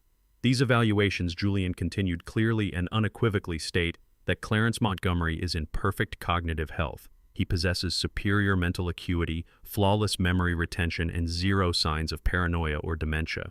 He is entirely capable of managing his own life and his own extensive financial portfolio." The medical document submitted by the petitioners is not just medically inaccurate, it is a completely fabricated piece of fiction. Furthermore, Your Honor, we have submitted a background check showing that their expert doctor, Gregory Mercer, is currently under active federal investigation by the Drug Enforcement Administration for falsifying medical records in exchange for cash bribes. The color instantly drained from Vanessa's face. She looked at Darius with wide, terrified eyes. Her perfectly calculated innocent victim routine began to crack. Their slick lawyer began frantically flipping through his own paperwork, suddenly realizing his clients had lied to him and led him into a professional slaughterhouse. Judge Miller looked up from the documents. The soft, sympathetic pity he had shown Vanessa was completely gone. It was replaced by the hard, furious glare of a man who realized he was being used as a pawn to commit a crime. Julian did not give them a single second to recover. You might ask yourself, Your Honor, why a son and a daughter-in-law would construct such a vicious, elaborate lie, Julian said, pacing slowly in front of the petitioner table. The answer is incredibly simple. It is the oldest motive in human history. Pure, unadulterated greed and a desperate attempt to cover up their own federal crimes. Julian pulled a small digital audio player from his pocket and placed it on the evidence podium. He requested permission to enter the audio recordings into the official court record, noting that Illinois law permits the admission of evidence when a crime of extortion is being committed. The slick lawyer jumped up again, sweating profusely, babbling about privacy and inadmissible evidence. Judge Miller slammed his wooden gavel down with a sharp, explosive crack. He ordered the lawyer to sit down and remain completely silent, or he would be held in criminal contempt of court. The judge leaned forward and told Julian to play the recording immediately. Julian pressed the play button. The audio was crystal clear, echoing off the marble walls of the courtroom. The voice of Richard Vanessa, arrogant father, filled the room. The entire gallery heard him threaten me in my own penthouse. They heard him say, I just wrote you a check for $50,000. You are going to take that money right now.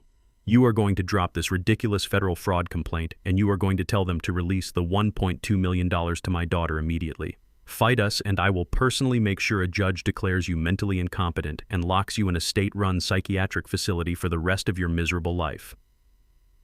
A collective gasp rippled through the courtroom gallery. Vanessa covered her mouth with her trembling hands. She was shaking violently, her pristine white blouse suddenly looking like a prison uniform. Sitting in the second row of the gallery, Richard and Diane turned absolute chalk white. Richard looked around the room, his chest heaving with panic as the eyes of every single person in the courtroom turned toward him.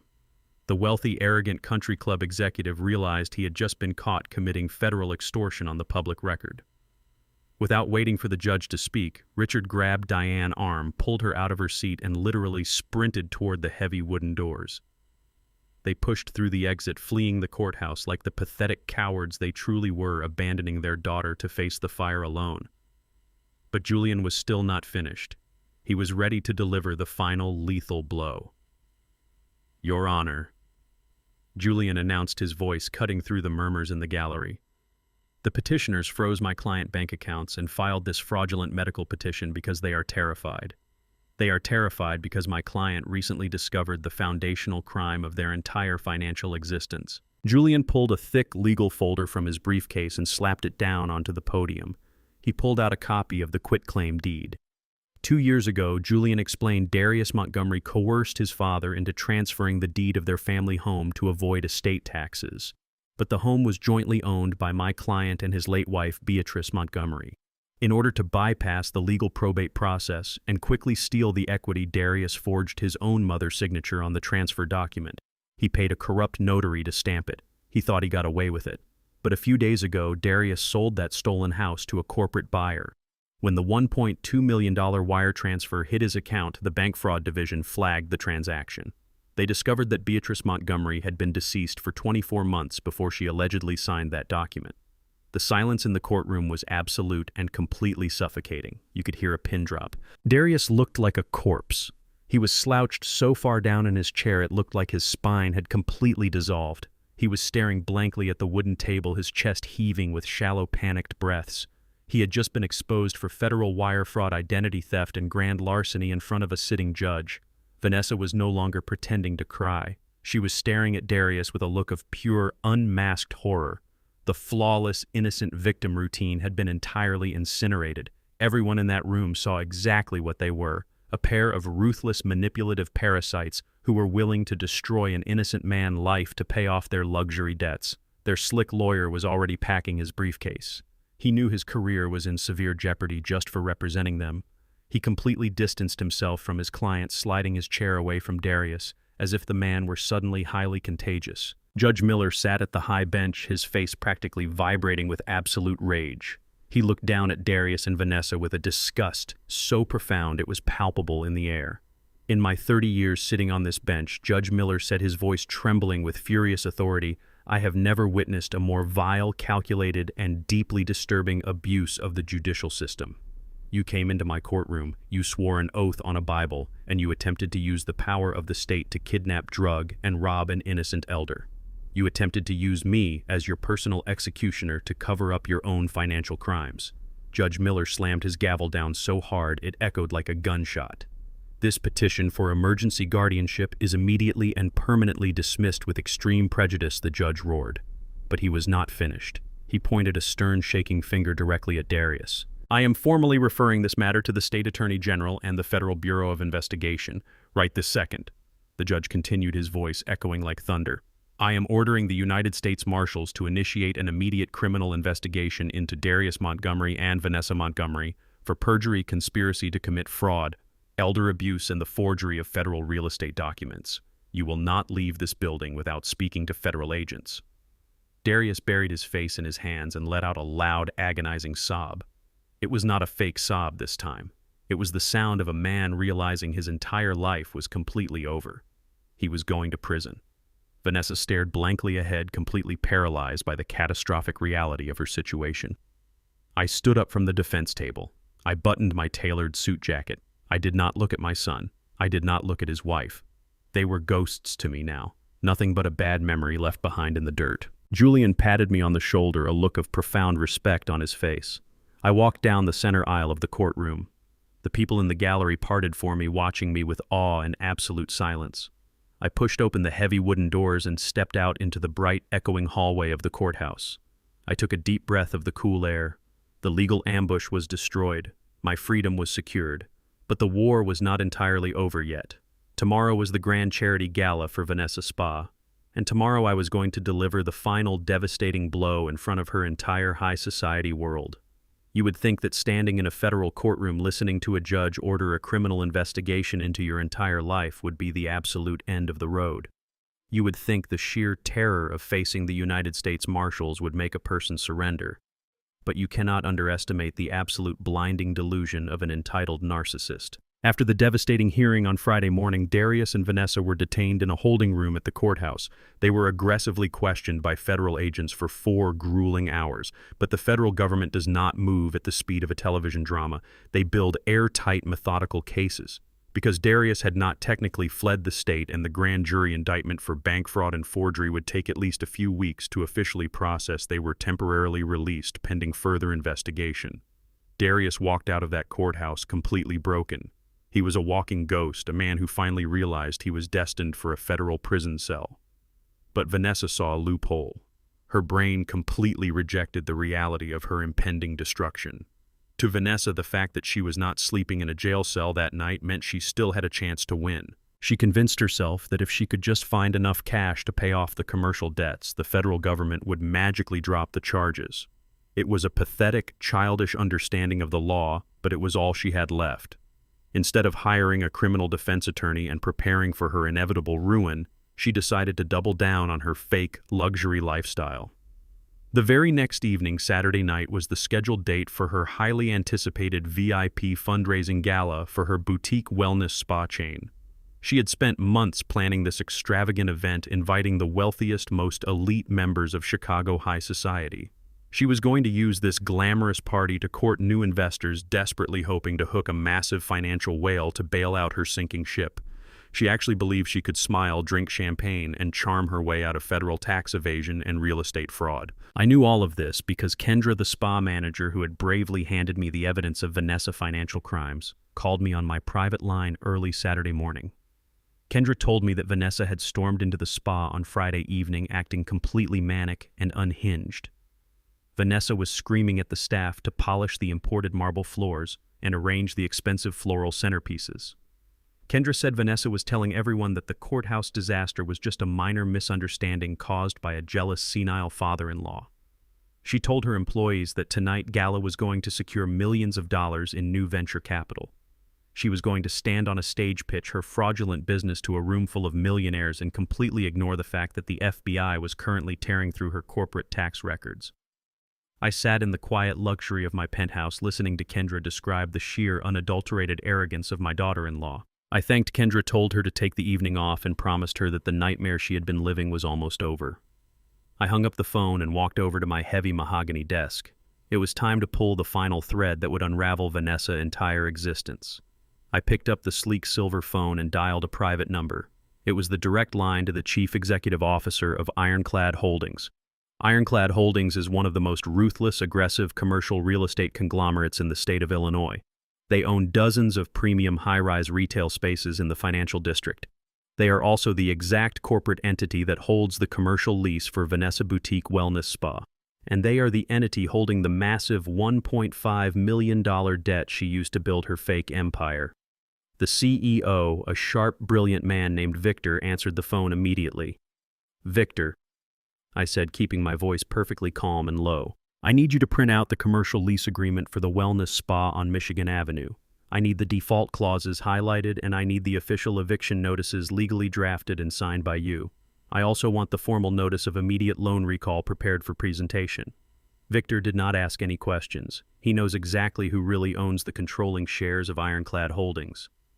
He just asked when I needed the paperwork ready to go. I looked out the floor-to-ceiling window at the clear, freezing Chicago skyline.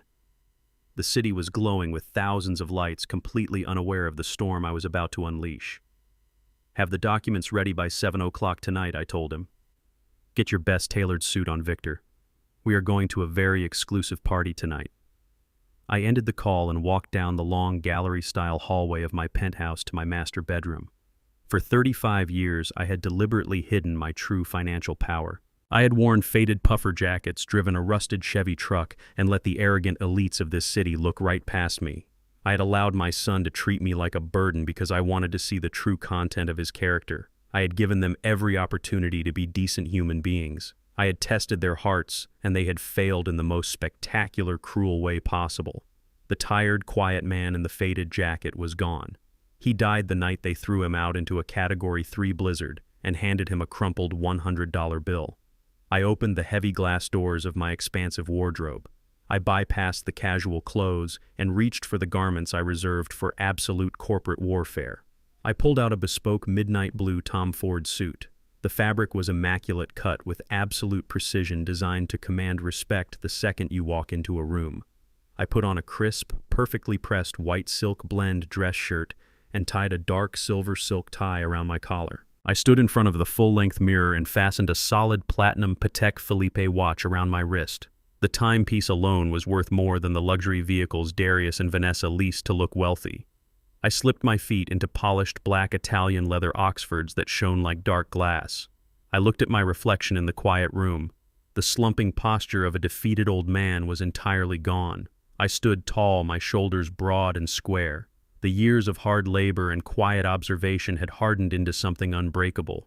I looked exactly like what I was, a kingmaker, a hidden titan of Chicago commercial real estate, a man who could end a multi-million-dollar business with a single quiet phone call. Tonight, Vanessa was expecting to dazzle the elites. She was expecting to secure her future and save her fraudulent empire with cheap champagne and fake smiles. She thought she had outsmarted the law, outsmarted her husband, and outsmarted me. I walked out of my bedroom and headed for the private elevator. I was going to walk right through her front doors. I was going to step onto her red carpet, look her directly in the eye, and bring her artificial world crashing down so violently that she would never, ever recover. The time for hiding was over. The predator was stepping out into the light. The freezing wind whipping off Lake Michigan did nothing to cool the fire burning inside my chest. My private driver pulled the heavy black luxury sedan up to the curb on Michigan Avenue. The street outside Vanessa Boutique Wellness Spa was lined with expensive imported sports cars and massive luxury SUVs. Valets in thick winter coats were running back and forth, opening doors for the wealthy elites of Chicago high society. Tonight was the grand VIP fundraising gala, the event Vanessa desperately hoped would save her from the federal prison cell waiting for her. I sat in the back of the spacious vehicle looking through the tinted glass. Next to me sat Victor, the Chief Executive Officer of Ironclad Holdings. He was holding a sleek black leather portfolio resting on his lap. Inside that portfolio were the legal documents that were about to end my daughter-in-law's entire existence. Victor looked at me and gave a single firm nod. It was time. The driver opened my door. I stepped out onto the icy pavement. I was not wearing the faded, heavy puffer jacket they were used to seeing. I was wearing a bespoke midnight blue Tom Ford suit tailored to absolute perfection. The fabric was immaculate and heavy, insulating me against the biting cold. My posture was perfectly straight. I did not look like the tired 72-year-old black man they threw into a blizzard just 4 days ago. I looked like the chairman of the board. I looked like the man who owned the very street they were parking on. We walked up to the grand glass entrance of the spa. 2 large security guards in cheap black suits were standing by a velvet rope checking names on a digital tablet. They looked up as Victor and I approached. One of them stepped forward, ready to ask for our invitations. But then he recognized Victor. Every high-end security firm in the financial district knows the face of the man who manages the ironclad commercial properties. The guard swallowed hard, took a quick step back, and unclipped the velvet rope without saying a single word. True power does not wait in line. True power simply arrives and the world gets out of its way. I walked through the heavy glass doors and stepped into the massive reception area of the wellness spa. The room was an absolute monument to financial vanity and unearned privilege. The air smelled of expensive eucalyptus and imported essential oils. Crystal chandeliers hung from the high exposed ceilings, casting a warm, flattering light over the imported Italian marble floors. Waiters in crisp white shirts floated through the dense crowd, carrying silver trays loaded with crystal flutes of expensive champagne and tiny, pretentious appetizers. The room was packed tightly with the exact kind of people Vanessa worshipped. Wealthy, entitled, predominantly white suburban elites who spent their weekends comparing country club memberships and gossiping about the people who served them. I stood near the back of the room by the coat check, completely unnoticed in the sea of designer dresses and expensive cologne. Victor stood quietly right beside me, blending into the shadows. And then I heard her. Vanessa's voice echoed through the overhead surround sound system. She was standing on a slightly raised platform at the far end of the room, bathed in a warm spotlight. She was holding a microphone, wearing a sleek, incredibly expensive-looking emerald green evening gown. Her hair was perfectly styled and her makeup was flawless. She looked like a queen holding court. Darius stood obediently a few steps behind her. He was wearing a fitted tuxedo, but he did not look confident. He looked sick. He looked like a man who knew the federal authorities were currently building a massive criminal case against him. He kept shifting his weight from foot to foot, his eyes darting nervously around the room. But Vanessa was completely in her element. She had entirely blocked out the reality of the courthouse disaster. I listened to the words coming out of my daughter-in-law's mouth, and the sheer audacity of her lies was almost breathtaking. I look around this beautiful room tonight, Vanessa projected into the microphone, her voice dripping with fake humility and practiced emotion. And I am just so overwhelmed with gratitude. Building this flagship wellness empire was the hardest thing I have ever done in my entire life. There were so many sleepless nights, so many sacrifices, so many moments where I thought I could not push any harder. She paused, placing a hand over her heart, taking a deep theatrical breath. But I did it, she continued, her voice rising with dramatic triumph. I built this beautiful vision from the ground up entirely on my own. I did not have handouts. I did not have a safety net. As a female founder in a cutthroat city, I had to fight for every single inch of space I occupy. I relied on my own grit, my own determination, and my own relentless work ethic to make this dream a reality. I am a self-made woman, and tonight we celebrate the power of independent success. I stood by the coat check and listened to her claim the title of a self-made woman, a woman who is currently drowning in $1.5 million of predatory commercial debt, a woman who is actively stealing the income tax withholdings of her own minimum wage massage therapists, a woman who had forced her husband to forge my dead wife's signature just to steal my home. And here she was, holding a glass of champagne, soaking up the applause of her wealthy friends, pretending she was an independent, highly successful entrepreneur. It was an absolute masterpiece of narcissistic delusion. The crowd erupted into polite applause. The wealthy investors raised their crystal glasses to toast her fake struggles.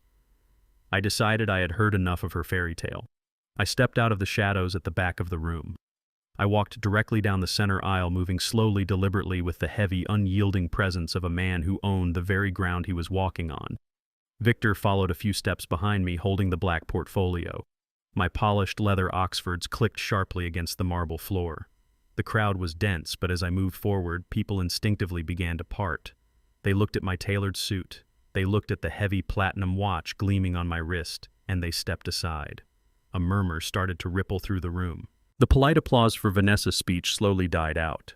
The clinking of crystal glasses stopped completely. A heavy, incredibly awkward silence began to spread from the back of the room all the way to the front stage. Vanessa noticed the sudden shift in the room energy. She stopped talking mid-sentence. She lowered the microphone and peered into the crowd, her brow furrowing as she tried to see what was causing the distraction. And then her eyes locked onto me.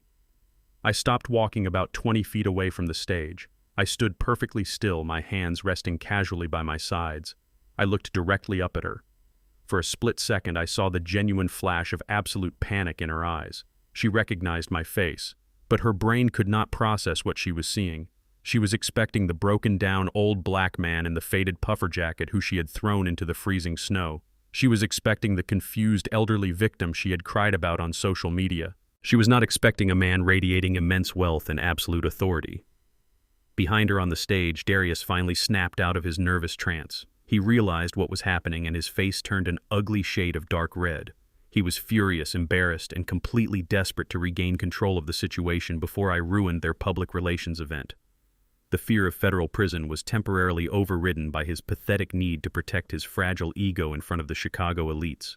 Darius marched down the steps of the stage and walked aggressively toward me, his fists clenched tightly at his sides. He stopped just inches from my face, trying to use his physical size and his youth to intimidate me. "What the hell are you doing here?" Darius hissed, keeping his voice low but filled with absolute venom. "Are you completely insane? After everything that happened in court yesterday, you actually show up here dressed in a rental suit to try and ruin my wife's biggest night." He turned around and looked at the two large security guards standing near the entrance.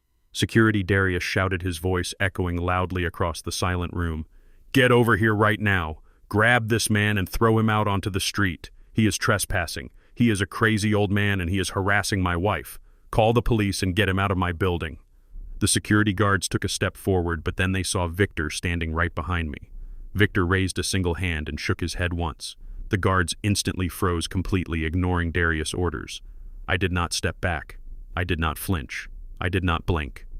I looked at the pathetic, sweating man standing in front of me. The son who had tried to steal my freedom and auction off my life. He thought he was giving orders. He thought he was the man in charge. He had absolutely no idea that the guillotine was already falling. I let a cold, terrifying smile slowly spread across my face as I prepared to end his world. Darius stood there with his arm outstretched, pointing a trembling finger at the security guards. He screamed at them again, demanding they do their jobs and physically throw me out into the freezing Chicago night. He thought his rented tuxedo and his loud voice gave him authority. But the two large men by the door did not even flinch. They kept their hands folded neatly in front of them, staring straight ahead, completely ignoring my son. Darius looked around the silent room, his face turning a deep shade of crimson. He could not understand why his commands were bouncing off the walls like meaningless echoes. He took a threatening step toward me, raising his hands as if he was going to try and push me out himself. But before he could even close the distance, Victor stepped smoothly out from behind me. Victor is the chief executive officer of Ironclad Holdings. He is a man who manages billions of dollars in commercial real estate across the state of Illinois. He does not raise his voice. He does not sweat. He just moves with the heavy, undeniable weight of a man who controls the board. Victor walked right past my son, not even sparing him a single glance. He walked down the center aisle of the room, ascending the short flight of stairs to the brightly lit stage. Vanessa was still standing there, clutching the microphone. When she saw Victor approaching, her eyes lit up with a sudden desperate hope. She recognized him from the countless meetings where she had begged for the commercial lease and the $1.5 million loan. Her narcissistic brain immediately jumped to the most delusional conclusion possible.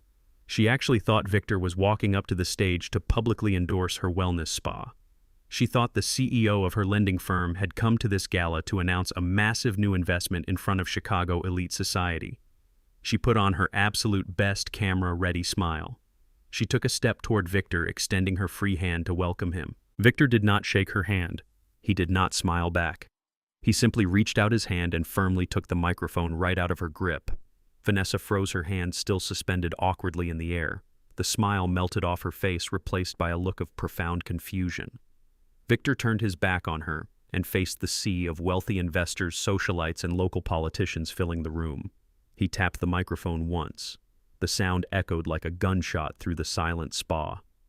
"Good evening, ladies and gentlemen," Victor said, his voice echoing smoothly and powerfully across the imported marble floors.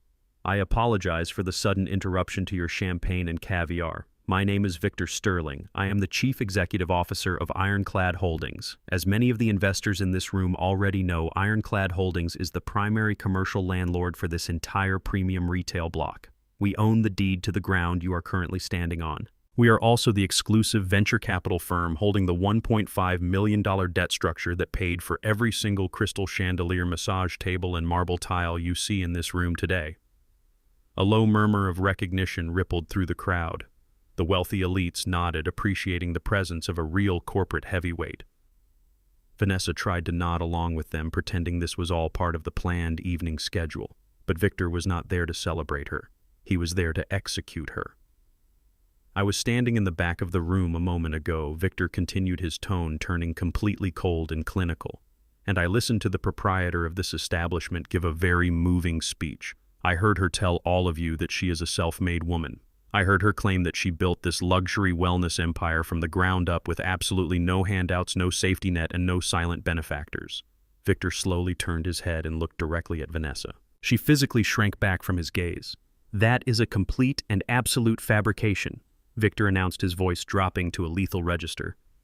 "This business is not a testament to independent female entrepreneurship.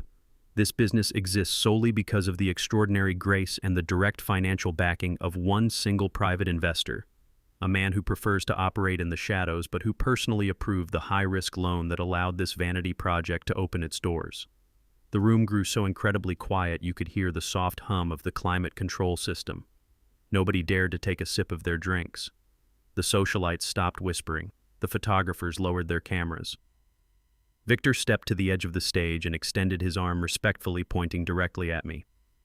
I was still standing perfectly still in the center aisle, my hands resting casually by my sides, wearing my bespoke midnight blue suit. "Please allow me to formally introduce the founder, the majority shareholder, and the sole private financial backer of Ironclad Holdings," Victor projected loudly. "Mr. Clarence Montgomery." The silence that followed that sentence was heavier than gravity. It was the sound of an entire room experiencing a collective paralyzing state of shock. It took exactly 3 seconds for the reality of those words to fully register in the minds of the people in that room. And when it did, the reaction was absolute, devastating perfection.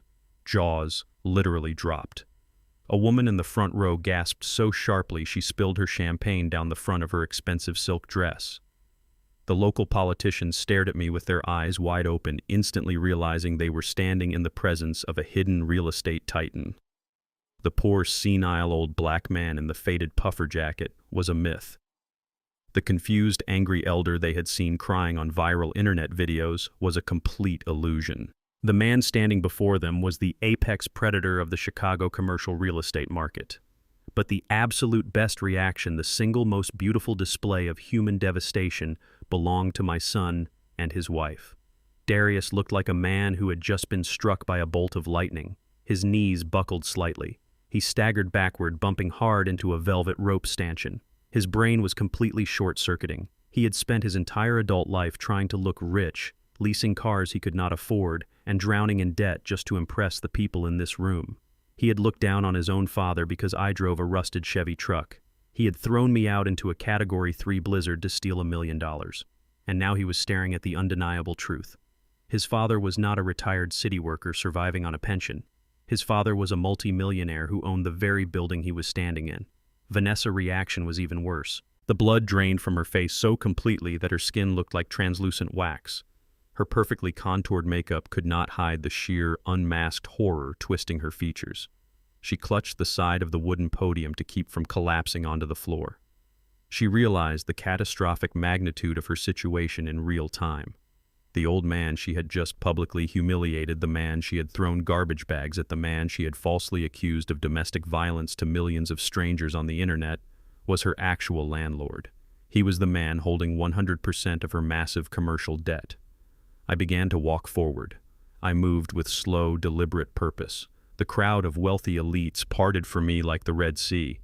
They stepped back, shrinking away from my path, looking at me with a mixture of absolute awe and sheer terror. They knew they were watching a public execution. I stopped at the base of the stage, looking up at the woman who had tried to destroy my life. I did not raise my voice. I spoke with the quiet, terrifying authority of a man who controlled every single oxygen molecule in the room. "You wanted everyone to know what a successful self-made woman looks like, Vanessa," I said, my voice carrying clearly through the dead silence. "Let us talk about the reality of your success. You do not own this studio, I own this studio. You do not hold the lease to this commercial property. My firm owns the deed to this entire city block. You are standing on my imported marble floors. You are breathing my air conditioning. And you owe my company $1.5 million in high-yield predatory debt." She was hyperventilating on the stage. She could not speak. She could not even form a coherent thought. She just shook her head back and forth as thick, dark tears of absolute terror ruined her perfectly styled face. "You thought I was just a tired old man who did not understand modern finance?" I continued, tossing her own condescending words right back at her. "You thought you could throw me out into a blizzard, freeze my accounts, and run to the internet to play the victim. You thought you were dealing with a helpless, lonely burden." I looked over at my son, who was leaning against the wall, sweating profusely and shaking like a leaf in the wind. "You wanted to build a luxury empire on the back of my sacrifices," I said, my eyes locking onto theirs with absolutely zero mercy. "But you forgot the most important rule of surviving in this city. You never bite the hand that quietly owns the cage you live in. The old man you tried to bury alive just woke up, and he is here to collect every single thing you owe him." The silence inside the luxurious wellness spa was so absolute that it felt like the air had been sucked completely out of the room. Hundreds of Chicago's wealthiest elites, the very people Vanessa had invited to witness her grand triumph, were completely paralyzed. They were staring at me, the man they had dismissed as a background character, now standing before them as the sole owner of the ground beneath their feet. I reached out my hand.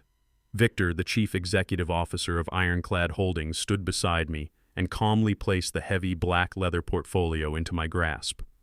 I did not rush. I opened the portfolio with slow, deliberate precision. The soft sound of the leather unzipping echoed across the imported marble floors. I pulled out a single, crisp white document. I held it up so the bright stage lights caught the heavy black ink.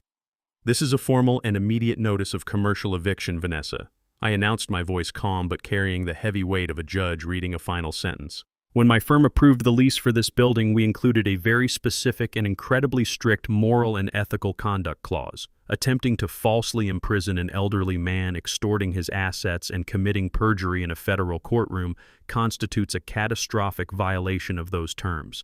Therefore, your lease is officially terminated as of this exact second. You have absolutely no legal right to occupy this space.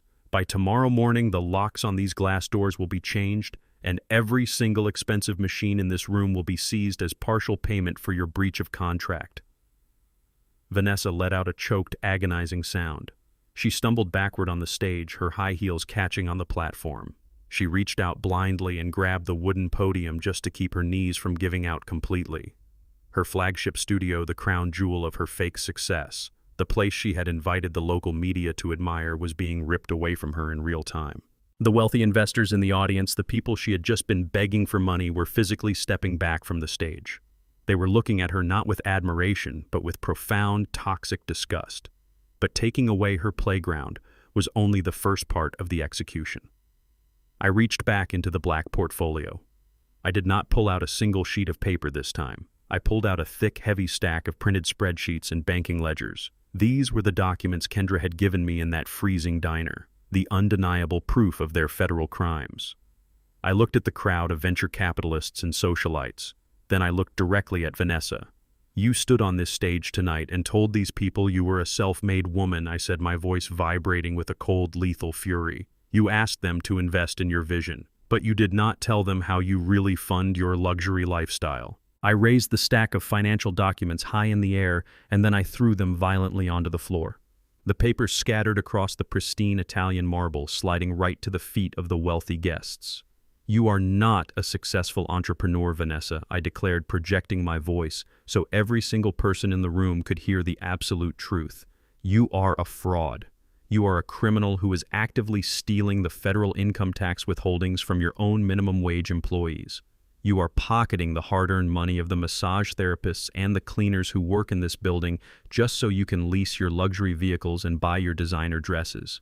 You are washing dirty money through phantom client memberships to trick these very investors into giving you more capital.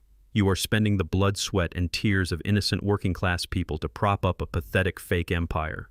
The reaction from the crowd was explosive. The wealthy elites began murmuring loudly, pointing at the papers on the floor.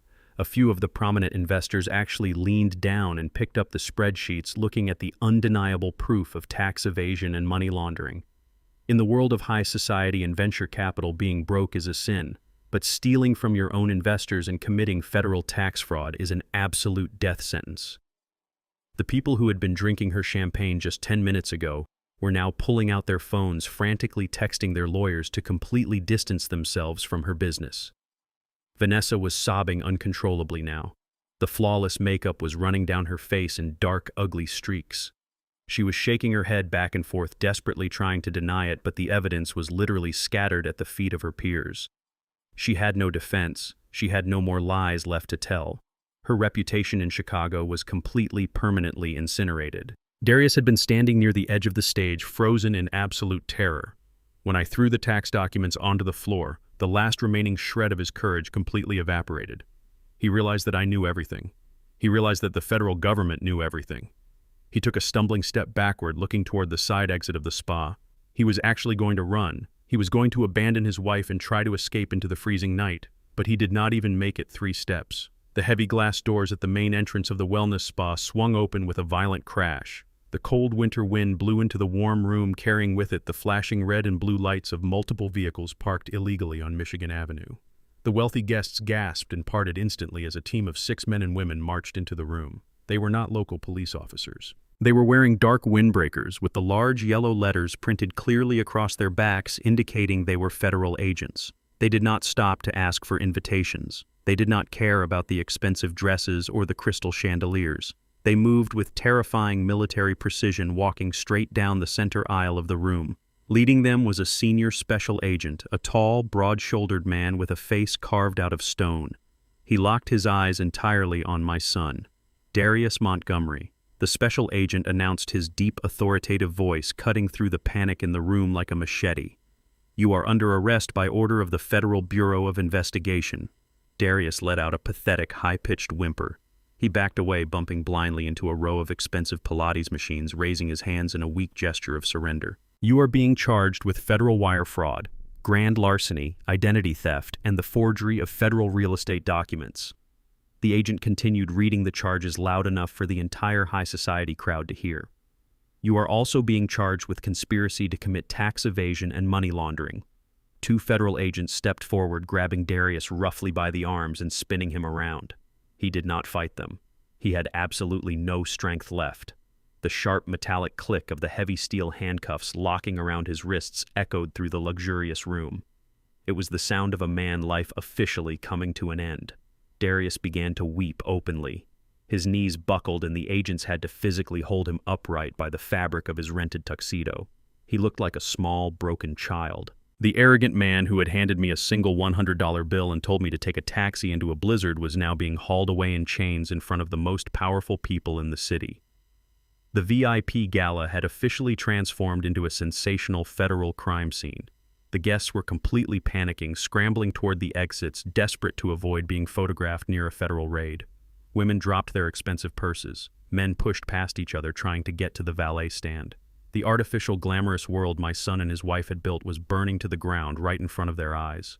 I stood perfectly still in the center of the chaos. I watched the federal agents march my crying, broken son toward the exit doors. I watched his arrogant wife collapse onto the stage, weeping alone in the wreckage of her studio as her wealthy friends completely abandoned her. They wanted to bury me alive. They wanted to steal my mind, my money, and my dignity. But the quiet old man they had underestimated had just leveled their entire existence without ever breaking a sweat. I looked at the faces of the investors as they scrambled toward the doors.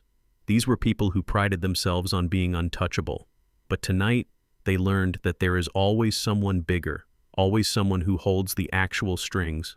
And tonight that person was the 72-year-old black man they had completely ignored when he walked into the room. Darius was being dragged past me by the federal agents. As he drew near, he managed to lift his tear-stained face. He looked at me, his eyes wide with a visceral, animalistic desperation. He was hoping to find a father. He was hoping to find the man who had protected him his entire life. He opened his mouth, his lips trembling, trying to form a plea for help. I did not offer him a single ounce of comfort. I looked back at him with eyes as cold and unforgiving as the Chicago winter outside. I did not smile. I did not gloat.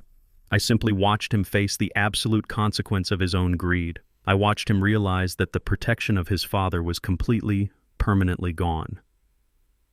The sharp metallic click of the heavy steel handcuffs locking around my son's wrists echoed through the luxurious room like a final, undeniable death sentence. The flashing red and blue lights from the federal vehicles parked illegally on Michigan Avenue cast long, chaotic shadows across the imported Italian marble floors. The glamorous VIP fundraising gala had completely evaporated in a matter of seconds. The wealthy guests, the lifestyle reporters, and the local politicians had scattered toward the edges of the room, desperate to distance themselves from a federal crime scene. They pressed their backs against the expensive mirrored walls, watching the destruction unfold with morbid fascination. The only people left in the center of the massive eucalyptus-scented room were the federal agents, my managing director Victor, myself, and the two people whose entire artificial world had just violently collapsed. When a person builds their entire life on a foundation of lies, vanity, and stolen money, they do not possess the structural integrity to handle true adversity. When the walls of reality close and their polished upper-class manners disappear completely, they revert to their most primal vicious instincts. I was about to watch the final ugly destruction of my son's marriage unfold on a public stage. Vanessa was still standing on the wooden platform, surrounded by the scattered financial documents that proved her massive federal tax fraud. She looked down and saw the federal agents securing the heavy restraints on her husband. The sheer paralyzing terror in her eyes quickly mutated into something entirely different and far more sinister. It turned into a raw, venomous instinct for absolute self-preservation. She realized that she was standing on the deck of a sinking ship, and she decided to throw her own husband into the freezing water just to buy herself another breath of air. She scrambled off the wooden platform, her expensive emerald green evening gown catching under her heels and tearing loudly at the seam. She did not care about the dress anymore. She pointed a shaking manicured finger directly at Darius, who was already weeping softly in the iron grip of two federal agents. "Do not look at me!" Vanessa screamed at the approaching officers, her voice shrill and completely unhinged. "I did not do anything wrong. I am a victim here. It was him. It was all him. He is the one who forged the signatures on those legal documents. He is the one who went into his father's accounts and stole the house. I did not know anything about a fake real estate deed. He lied to me for years. He forced me to go along with it because he was drowning in his own secret debts." Darius snapped his head up. His bloodshot eyes widened in absolute shock as he listened to his wife, the woman he had sold his very soul to impress, completely throw him into the federal fire to save her own skin. Vanessa did not stop her frantic, desperate lies. She scrambled closer to the lead federal agent, completely ignoring the husband she had sworn to love through thick and thin. "He manipulated me," she yelled, pointing violently at Darius while tears streamed down her ruined face. "He told me his father was just a useless, senile old man. He told me the money belonged to him and he was just taking his rightful inheritance early. He orchestrated the entire tax fraud scheme because he is a weak, greedy man who desperately wanted to look rich to my friends. I am just his wife. I trusted him and he deliberately ruined my entire business." The illusion of their perfect high society romance shattered into a million jagged pieces right in front of my eyes. Stripped of their luxury leased cars, their fine dining reservations, and their unearned social superiority, they were nothing but two starving rats trapped in a sinking cage, viciously chewing each other to the bone just to survive another 5 minutes. Darius, usually a coward who avoided confrontation at all costs, finally snapped under the weight of her treachery. The sheer ultimate betrayal from the woman he worshipped pushed him completely over the edge of his fragile sanity. He lunged forward against the tight grip of the federal agents, his face contorted with a terrible mixture of profound grief and explosive rage. "You lying, greedy parasite," Darius roared, his voice cracking violently under the immense emotional strain. "You begged for this studio. You cried every single night saying you would divorce me if I did not find the money to fund your pathetic vanity project. You never loved me, you never respected me, you just loved what you thought I could steal for you to show off to your rich friends." The federal agents had seen enough of the pathetic domestic dispute. The lead agent gave a sharp nod, signaling his team to get them both out of the building immediately. Two officers grabbed Vanessa firmly by the arms. She kicked and thrashed, screaming hysterically, begging for her parents, as the cold steel handcuffs locked tightly around her wrists, too. As the agents began to drag Darius toward the heavy glass exit doors, the absolute crushing finality of the situation crashed down upon him. He was going to a federal penitentiary. He was losing his home, his wife, his freedom, and his entire future. In a last, desperate, pathetic act of survival, Darius dropped his dead weight. His knees hit the hard, imported marble floor with a heavy, agonizing thud right in front of me. He twisted his body violently and threw himself forward, ignoring the shouts of the federal agents. He reached out with his cuffed hands and grabbed the fine wool fabric of my tailored trousers. He clung to my leg like a drowning man clutching a piece of driftwood in a hurricane. He looked up at me, his face completely covered in sweat, snot, and tears. He was practically hyperventilating, begging me with a visceral, animalistic desperation. "Dad, please," Darius sobbed, his voice reduced to a pathetic, broken whimper. "Please, you have to stop this. You have the power to stop this right now. Tell them you gave me permission to sign the deed. Tell them it was all just a big family misunderstanding. I will do anything you want. I will work in your warehouses for the rest of my life. I will pay back every single cent I took from you. Please, Dad, I am your only son. Do not let them take me away in chains." I looked down at the weeping, broken man clinging desperately to my leg. I searched my heart for any lingering trace of paternal sympathy. I searched the deepest corners of my soul for a single flicker of sadness or regret. But there was absolutely nothing left. The chamber of my heart that used to hold my unconditional love for him had been permanently sealed and boarded up the night he threw me out of my own home. I felt nothing but a cold, clinical detachment. I was looking at a complete stranger who had tried to bury me alive for a handful of cash. I looked down into his desperate, terrified eyes. My eyes were as cold and unforgiving as the freezing blizzard night when he closed the heavy oak door on my face. I slowly and deliberately took a single step backward. The premium fabric of my trousers slipped smoothly out of his cuffed and trembling hands. He fell forward slightly, his palms hitting the empty marble floor. I did not raise my voice. I spoke with absolute terrifying clarity, ensuring that my final words to him would echo in his mind for the rest of his miserable life. "That night when she threw my clothes out into the freezing snow, you had a choice." I said my words cutting through the chaotic noise of the room like a razor blade. "You watched her strip away my dignity. You handed me a crumpled $100 bill and you stood perfectly still. You chose to stand perfectly still and let me freeze to death." Darius let out a low, agonizing moan, shaking his head back and forth in frantic denial, knowing exactly what was coming next. So now I continued my expression, completely devoid of mercy. "It is my turn to stand perfectly still and watch the law go to work." I turned my back on him. I did not hesitate for a fraction of a second. I did not look over my shoulder to see his reaction. I simply buttoned my bespoke Tom Ford suit jacket and gave a brief, respectful nod to Victor, who was standing quietly near the reception desk. As I walked toward the heavy glass doors leading out to the street, the sounds of their total destruction echoed loudly behind me. I heard Darius screaming my name in absolute agony, begging for a father who no longer existed. I heard Vanessa sobbing and cursing the federal agents as they dragged her across the expensive floor she used to own. The wealthy guests who had stayed behind pulled out their phones. The rapid flashing bulbs of their cameras illuminated the room, capturing every agonizing second of the public downfall. They captured the image of the two arrogant thieves being hauled away, and they captured the image of the silent titan walking away from the wreckage he had meticulously orchestrated. I pushed open the doors and stepped out into the crisp, freezing night air of Chicago. The pristine black luxury sedan was waiting for me at the curb with the engine running and the heat turned up. The driver opened the rear door for me. I slid into the quiet plush leather interior, leaving the screaming rats securely locked inside the federal cage they had so greedily built for themselves. 6 months have passed since the flashing lights of the federal vehicles illuminated the snowy streets of Michigan Avenue. The brutal, freezing winter of Chicago has finally melted away, giving way to a warm, breathing summer. And just like the changing of the seasons, the landscape of my entire life has been completely reborn.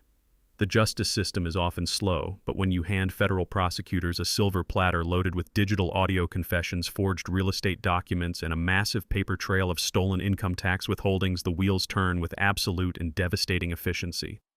The storm I unleashed that night did not just break their foundation. It completely wiped them off the map. Darius did not even try to fight the charges in court. Once his expensive defense attorney saw the mountain of evidence Julian Reed had compiled, and once they realized the corrupt doctor had already flipped on them to save his own medical license, my son took a plea deal. He is currently sitting in a federal correctional facility just outside of the state, serving a mandatory 5-year sentence for wire fraud, grand larceny, and forgery. The tailored tuxedos and the expensive leased luxury cars are entirely gone, replaced by a standard-issue khaki uniform and a tiny concrete cell. Federal prison is not kind to soft, entitled men who try to play the victim. He has tried to write me several letters since he was incarcerated. They arrive at Julian office, thick envelopes filled with pathetic apologies and desperate regrets. I do not open them. I place them in a locked drawer. He made his choices, and now he has to sit in a cell and live with the deafening echo of his own consequences. The boy I raised is gone, and the criminal who took his place is exactly where he belongs. Vanessa faced a destruction that was far worse than a prison sentence for someone with her specific kind of malignant vanity. She managed to avoid serving hard time behind bars by instantly turning state evidence against my son, cooperating fully with the federal investigators to save her own skin. She was handed a strict sentence of 5 years on federal probation, but her life as she knew it was completely obliterated when Ironclad Holdings initiated the immediate recall of her $1.5 million commercial loan. The financial avalanche was absolute. Because she and Darius had fraudulently used my property as collateral, the massive debt defaulted entirely onto her personally. The bankruptcy courts stripped her bare. They seized the luxury cars, leaving her to navigate the city on public transportation. They emptied the bank accounts. They even forced the public liquidation of her expensive designer wardrobe and her jewelry just to satisfy the crushing legal fees and the outstanding creditor judgments. She lost the wellness spa, she lost the penthouse apartment they were renting, and most importantly to her, she lost her completely fabricated social standing. The wealthy friends who used to drink champagne with her at the gala deleted her number the moment the scandal hit the local news. Today, Vanessa is living back in the dark, unfinished basement of her parents' house. But it is not a happy family reunion. Richard and Diane, the arrogant people who once marched into my penthouse and threatened to destroy me, are now complete social pariahs. The elite circles they fought so hard to impress have completely shunned them. And worse, the massive federal spotlight Vanessa brought onto their family triggered a deep forensic audit by the Internal Revenue Service. Richard and Diane are currently under active investigation for their own corporate tax anomalies. Their bank accounts are frozen and they are drowning in legal fees. Vanessa is trapped in a cold basement filled with resentment, forced to work a minimum-wage administrative job just to help pay off the legal debts she accumulated. She wanted to be a high society queen, but her greed turned her into a prisoner of her own making. While their fake plastic world completely collapsed, my world finally found a sense of profound, unbroken peace. The commercial real estate transaction for the house in Hyde Park was officially reversed by the federal courts.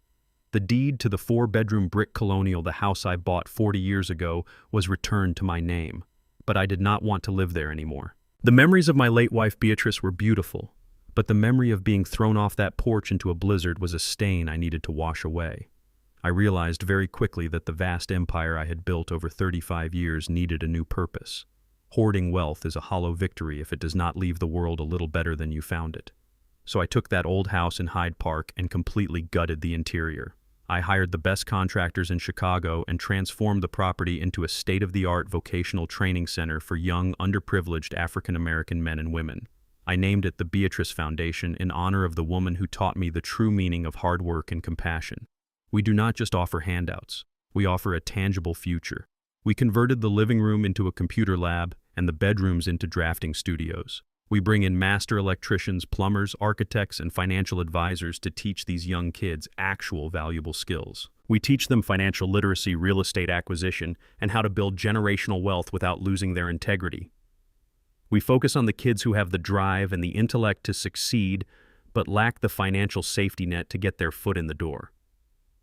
I wanted to build a ladder for the youth who are currently standing exactly where Beatrice and I stood 50 years ago.